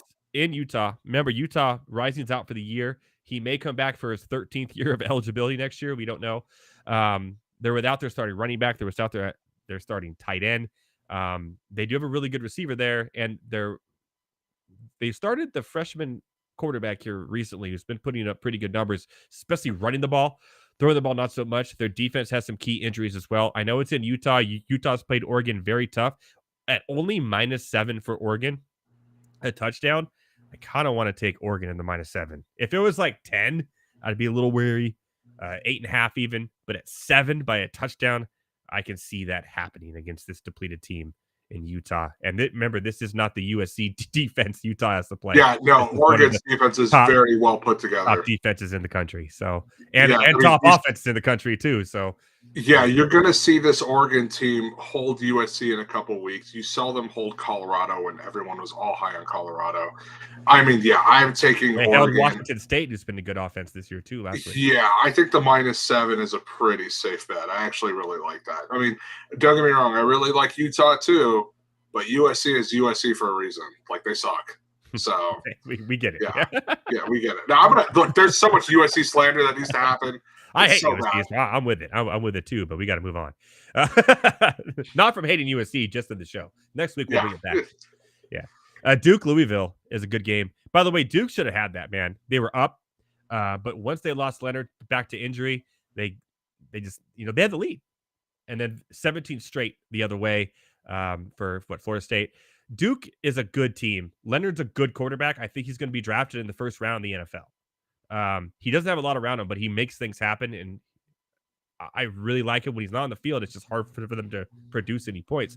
Louisville finally lost after beating Notre Dame.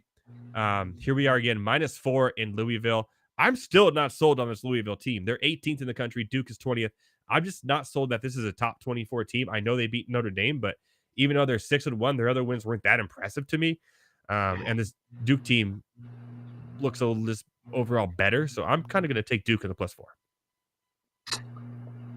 Yeah, I think I'll do that. Yeah, I think I agree with that.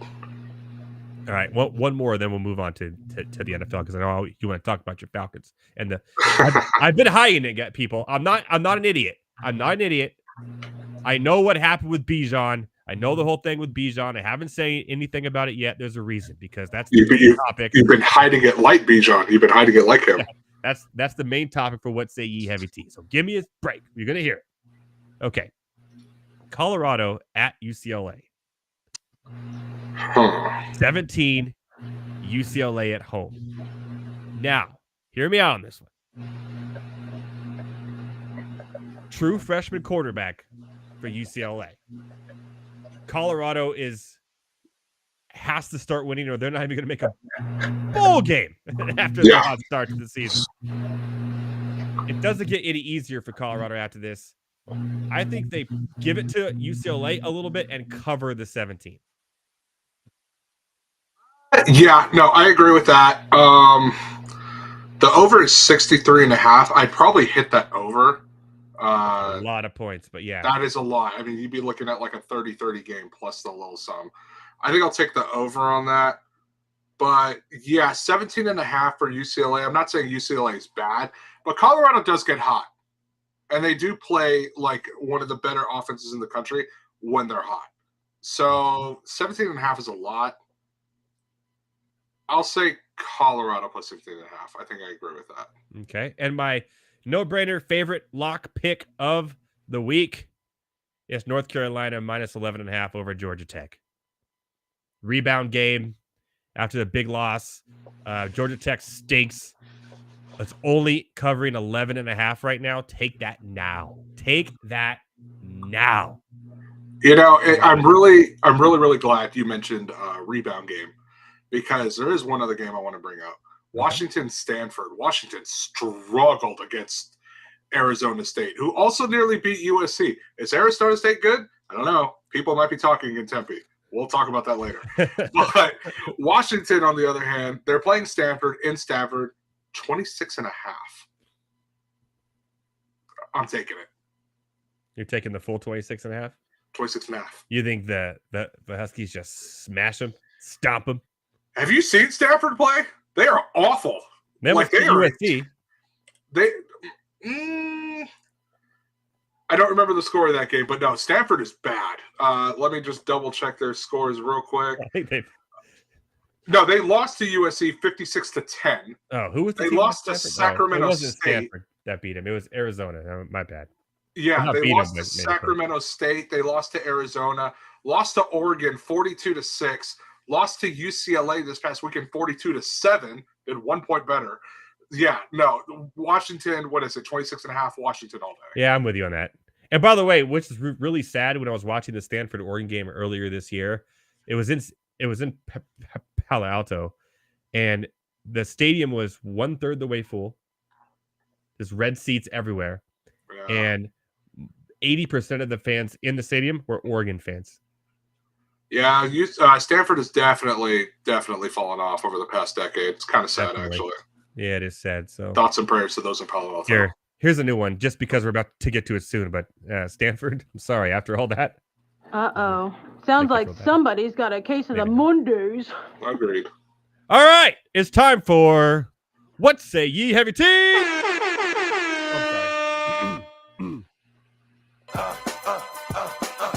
What say ye, Heavy Tea? There you go. All right, a little more into it that time. We're getting better every week. Okay, all right.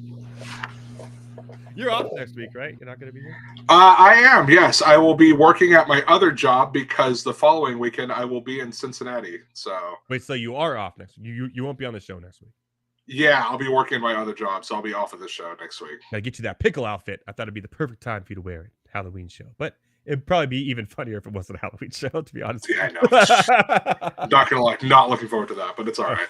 I'll send that your way here. I got it, by the way. It's Oh, I know. I saw your picture. You sent it to me.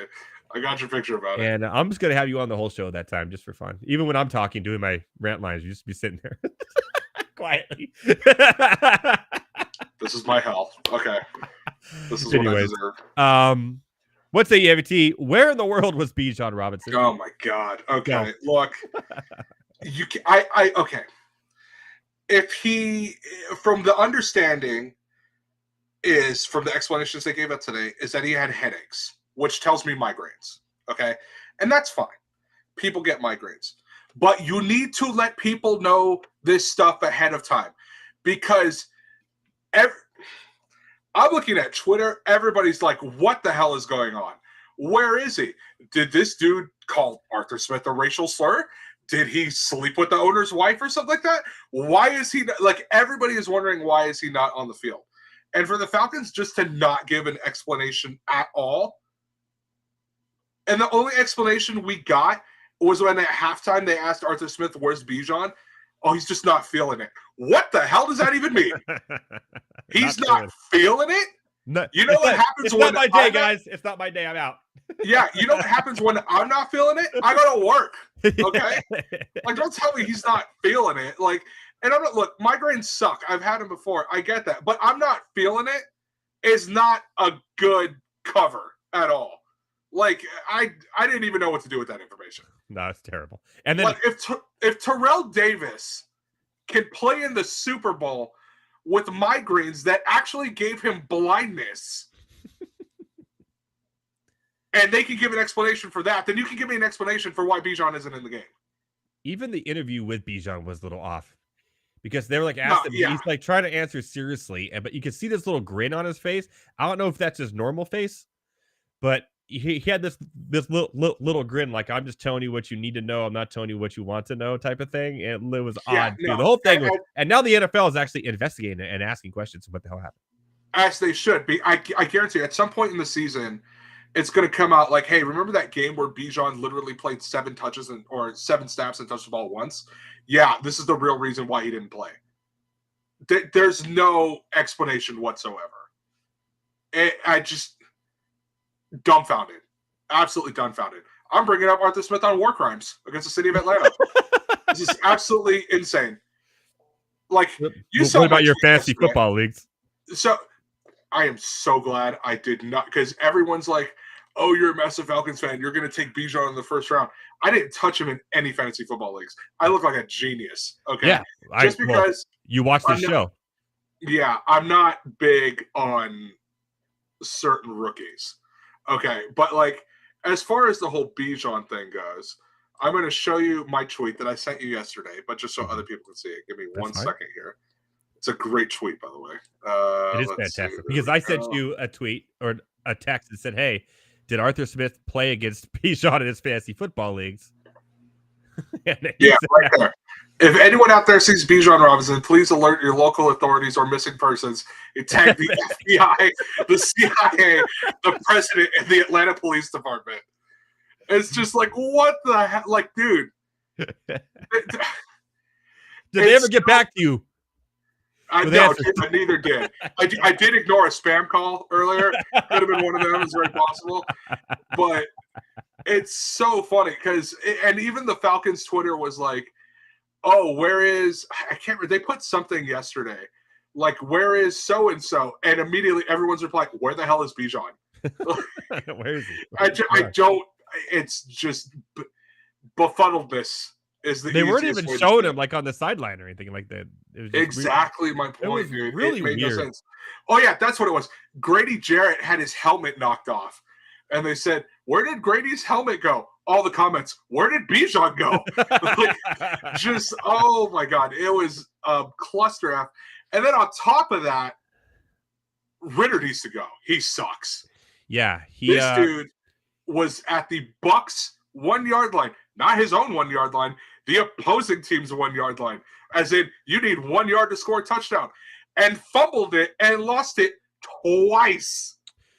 Well, there is good news for Ritter. He's actually in very good company this year. Did you know this? Oh, God. He has the most turnovers of any quarterback in the NFL, but he's only 1 behind Jalen Hurts. So there's that. That's what true. I'm supposed to do with that information. Like, I'm just going to kind of take it and put it off to the side. He's in the same category as something as Jalen Hurts. I mean, yeah, you know, it's a better category. They both play in the NFC. Okay, cool. Same category as Jalen Hurts. That works for me. By the way, Kyle Pitts, too. I hate to just keep on talking crap on your team, but he was trending, and I'm like doing stuff. I said, oh, Kyle Pitts finally having a big game. He's trending for a great catch he made for a 3-yard pass. And that's it's funny because he got the entire game. So I'm watching the game, and my friends at work are like, dude, Pitts just made an insane catch. I'm like, it was for 3 yards. Who gives a damn? Yeah. I don't care. It was for 3 Make that catch 30 yards down the field to be impressed. Cornell Patterson just ran a 4-yard run that went farther than that catch. Like, you know who can make a 3-yard catch? Probably me. Okay? Like, oh my God. I know they won. It's one of the uglier wins I've ever seen. I was infuriated at that game. Yeah, I can imagine. Yes. Awful. Yes. Awful. Does Bijan play next week? What's going on? Is he better? Is this smoke and mirrors or is this an actual headache? So what do you think? Today's Monday. They usually have the day off. Yeah. If this dude is not on the injury report tomorrow, he better be playing. If they pull this crap again, I'm going to be livid. And so will Roger Goodell, to be fair. Yeah. So, like, he's going to be pissed. Yeah, no, they take away my sanity every week, and I'm somehow still here. Look, I've described it as me loving the Falcons is the most toxic relationship I've ever had in my entire life. And I had an ex-girlfriend who actually sucked the living soul out of me. Doesn't everyone have an ex-girlfriend that sucks? The fact that the Falcons are causing me this much strife is not healthy. So do what you will with that information. It's not good. He'd rather watch 80 for Brady again, people. That's how bad it was. Okay, well, let's not go that far. It's fucking crazy. You saw the monologue today. I did change my tune on some teams, aka the Buffalo Bills and the Packers, and my Jordan Love. I said my fellow lovers. That was bad. Are there any teams or players that we may have talked about early in the season that right now you go, maybe I'm changing my tune a little bit on this team, in a good way or a bad way, really? Looking through the list right now. You know what? There is one. They still suck. That's the problem. But they're at least playing really well. I got to give it to Dobbs and the Cardinals. They're playing a lot harder than anyone thought they would. They're still terrible, but they're making it entertaining, I guess, the way. I mean, everybody thought they were in automatic tank mode. Now they're at least playing pretty decent. So I'll give it to them. Looking at the rest, I told you the Packers would be number one pick contention. They are not a good team. They are awful. So, I changed my tune. I took the L. Good. Broncos still suck. You know what? The Cardinals really pissed me off actually yesterday. Oh no! I picked up Keontae Ingram. They had to play him because of buys. Going, he got all the carries last week. He's going to be the starter. I'm good. He's going to get at least 7 points. 0 touches. It was all DeMarcado again. They're going back and forth. I was like, what the hell are you doing to us? This is worth it. At least Bijan got 1 touch. So that's my gripe with the Cardinals over last weekend. Look, that's your fault for not picking up Donta Foreman. That's all you. That's all you. He was already picked up from the previous. Well, should have got him earlier then.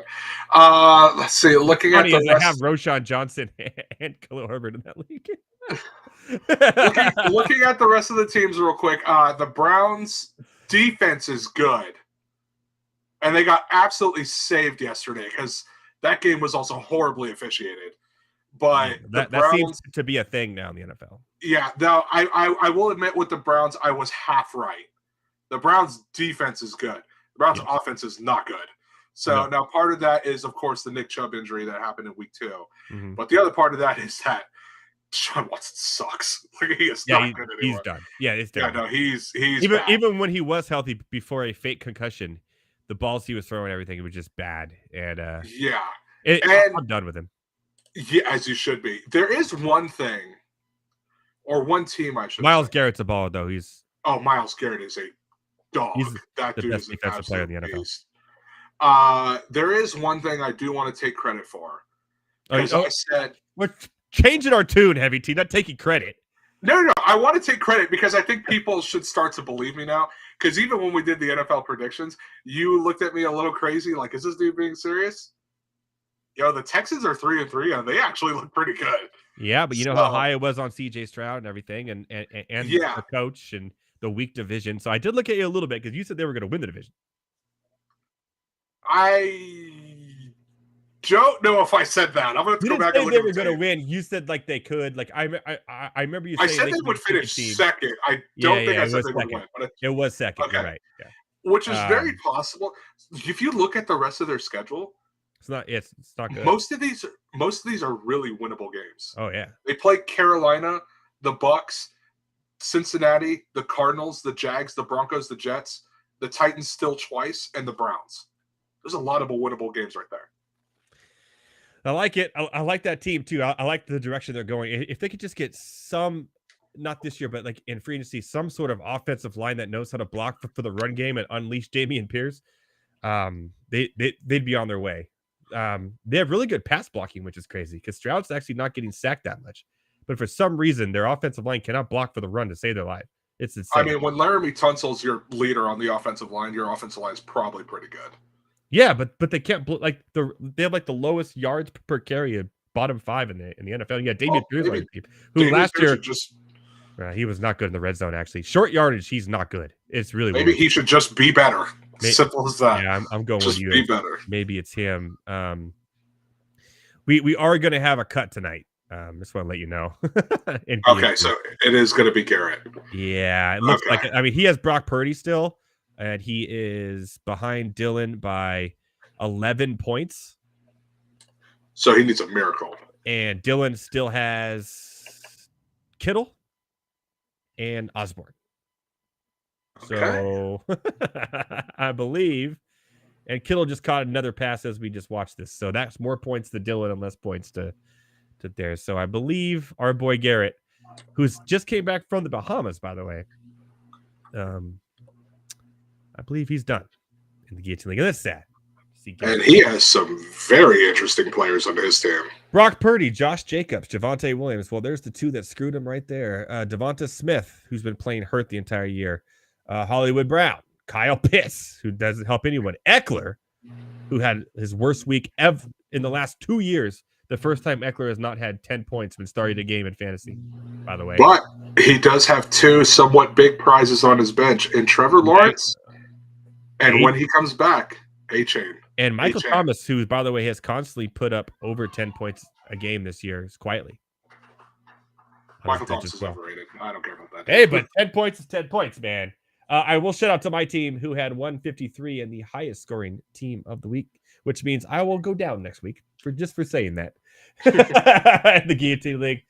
But our boy, Garrett Price, Dynasty Nerds, we hate to see you go, but you pretty much have officially been eliminated from the Monday Night Rants Guillotine League.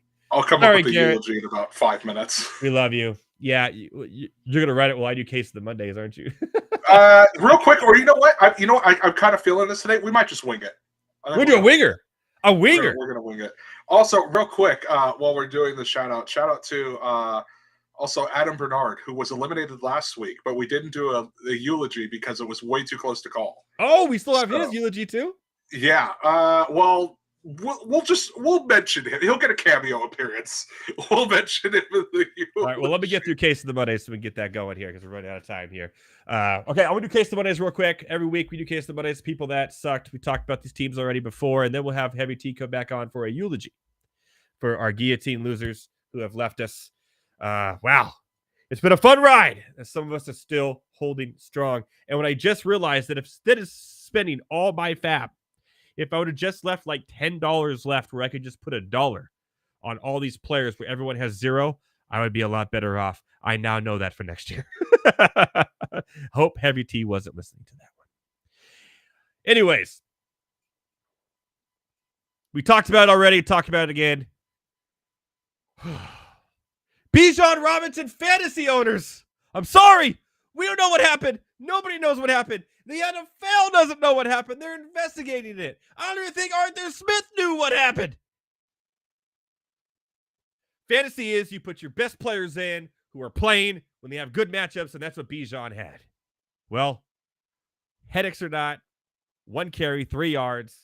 Cordell Patterson and Algier took it. They won the game without him, too, which is crazy.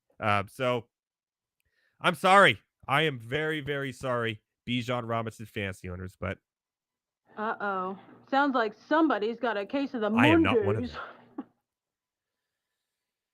Well, we might have to shelve the Josh Allen MVP talk for another year. The Bills lost to the staple of this segment, really. I think they've been on Case of the Mondays for the last 3 weeks. The Patriots! Mac Jones turned into Tom Brady! The Bills are too one-dimensional. They're hard to take. They ripped the Dolphins to shred. And now all of a sudden they've lost to the Jaguars, the Jets, and the Patriots. I thought they were a contender. They are not. It's all about the Chiefs. Maybe the Dolphins and possibly the Ravens. More on that next week. But Josh Allen, 27 of 41, 265, 2 touchdowns, 1 interception. His QBR was 90.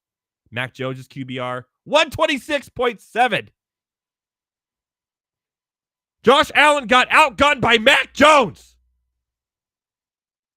Josh Allen? Sounds like somebody's got a case of the Mondays.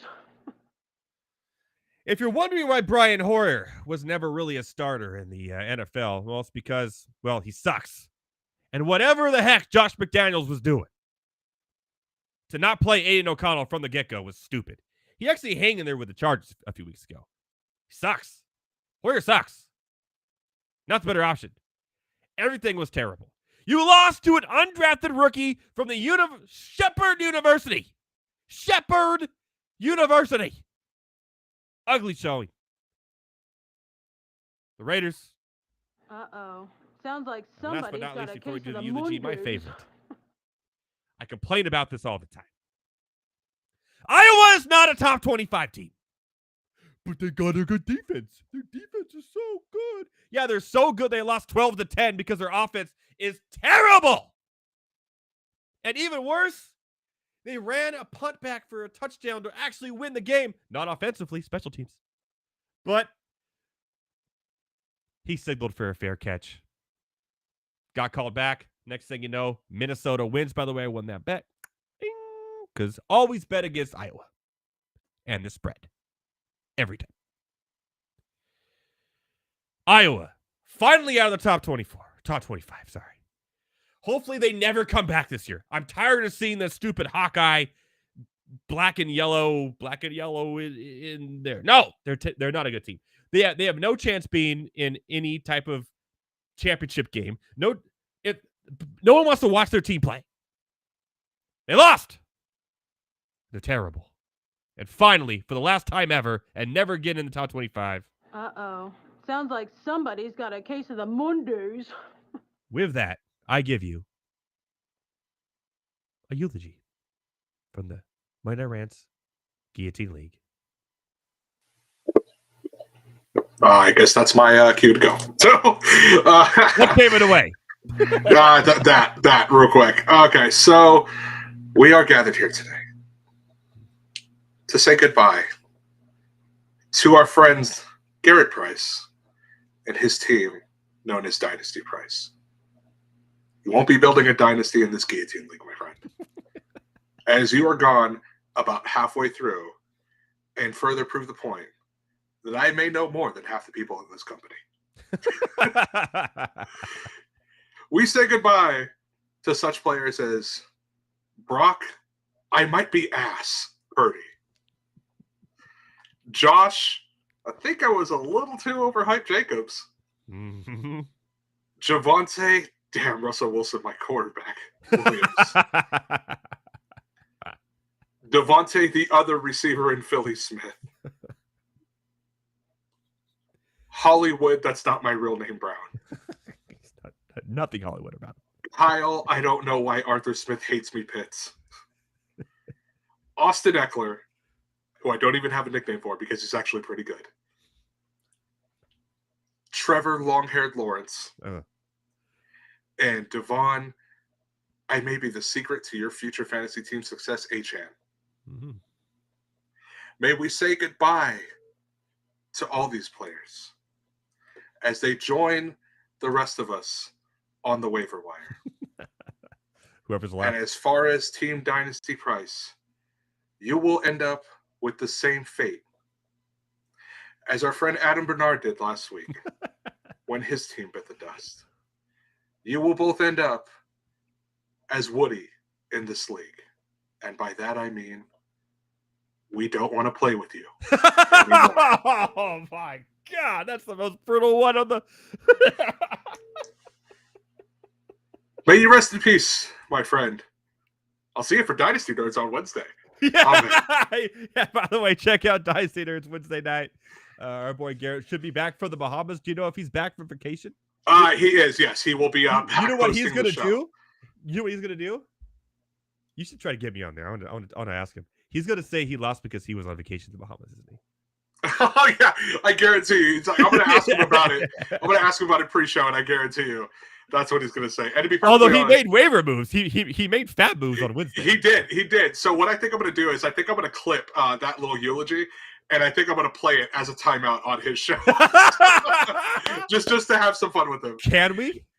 I could definitely clip it and upload it. Yeah. We're doing it. So I'll tell him, like, hey, bud, I have a special timeout just for you. So don't even tell him. Just play it. First one. Well, so the goal is like, hey, sit here for this timeout. You need to watch it. Just to get him. I might have you do it like a little edit, like before and back, just to make it look like it's a promo or something like that. But yeah, that'll be fun. Hopefully he's not watching it. We just spoiled it. So I doubt it. All right, man, get us out of here. All right, from myself, Heavy T, Thomas Stevens. Good luck with NBA this year in fantasy, DFS, betting. Hit us up on Twitter. Let us know if you have any questions, any bets, anything. We're there for you guys, man, all the time here on MNR Rants. Thank you guys so much for watching, listening, enjoying our show tonight. Enjoy the rest of the football game. The Rangers are going to the World Series. Hopefully it gets the Diamondbacks. Our Halloween special next week. Heavy T won't be here, but I will be here with Thomas. And I'm going to be self-producing. So what could go wrong? Anyways, for myself, Heavy T, Thomas Stevens, everyone here at the Better Sports Network, that's at Better Network and all your favorite social media platforms. We'll see you next week, everybody. Enjoy the night. Shout out to Tosh McGowan. Boom.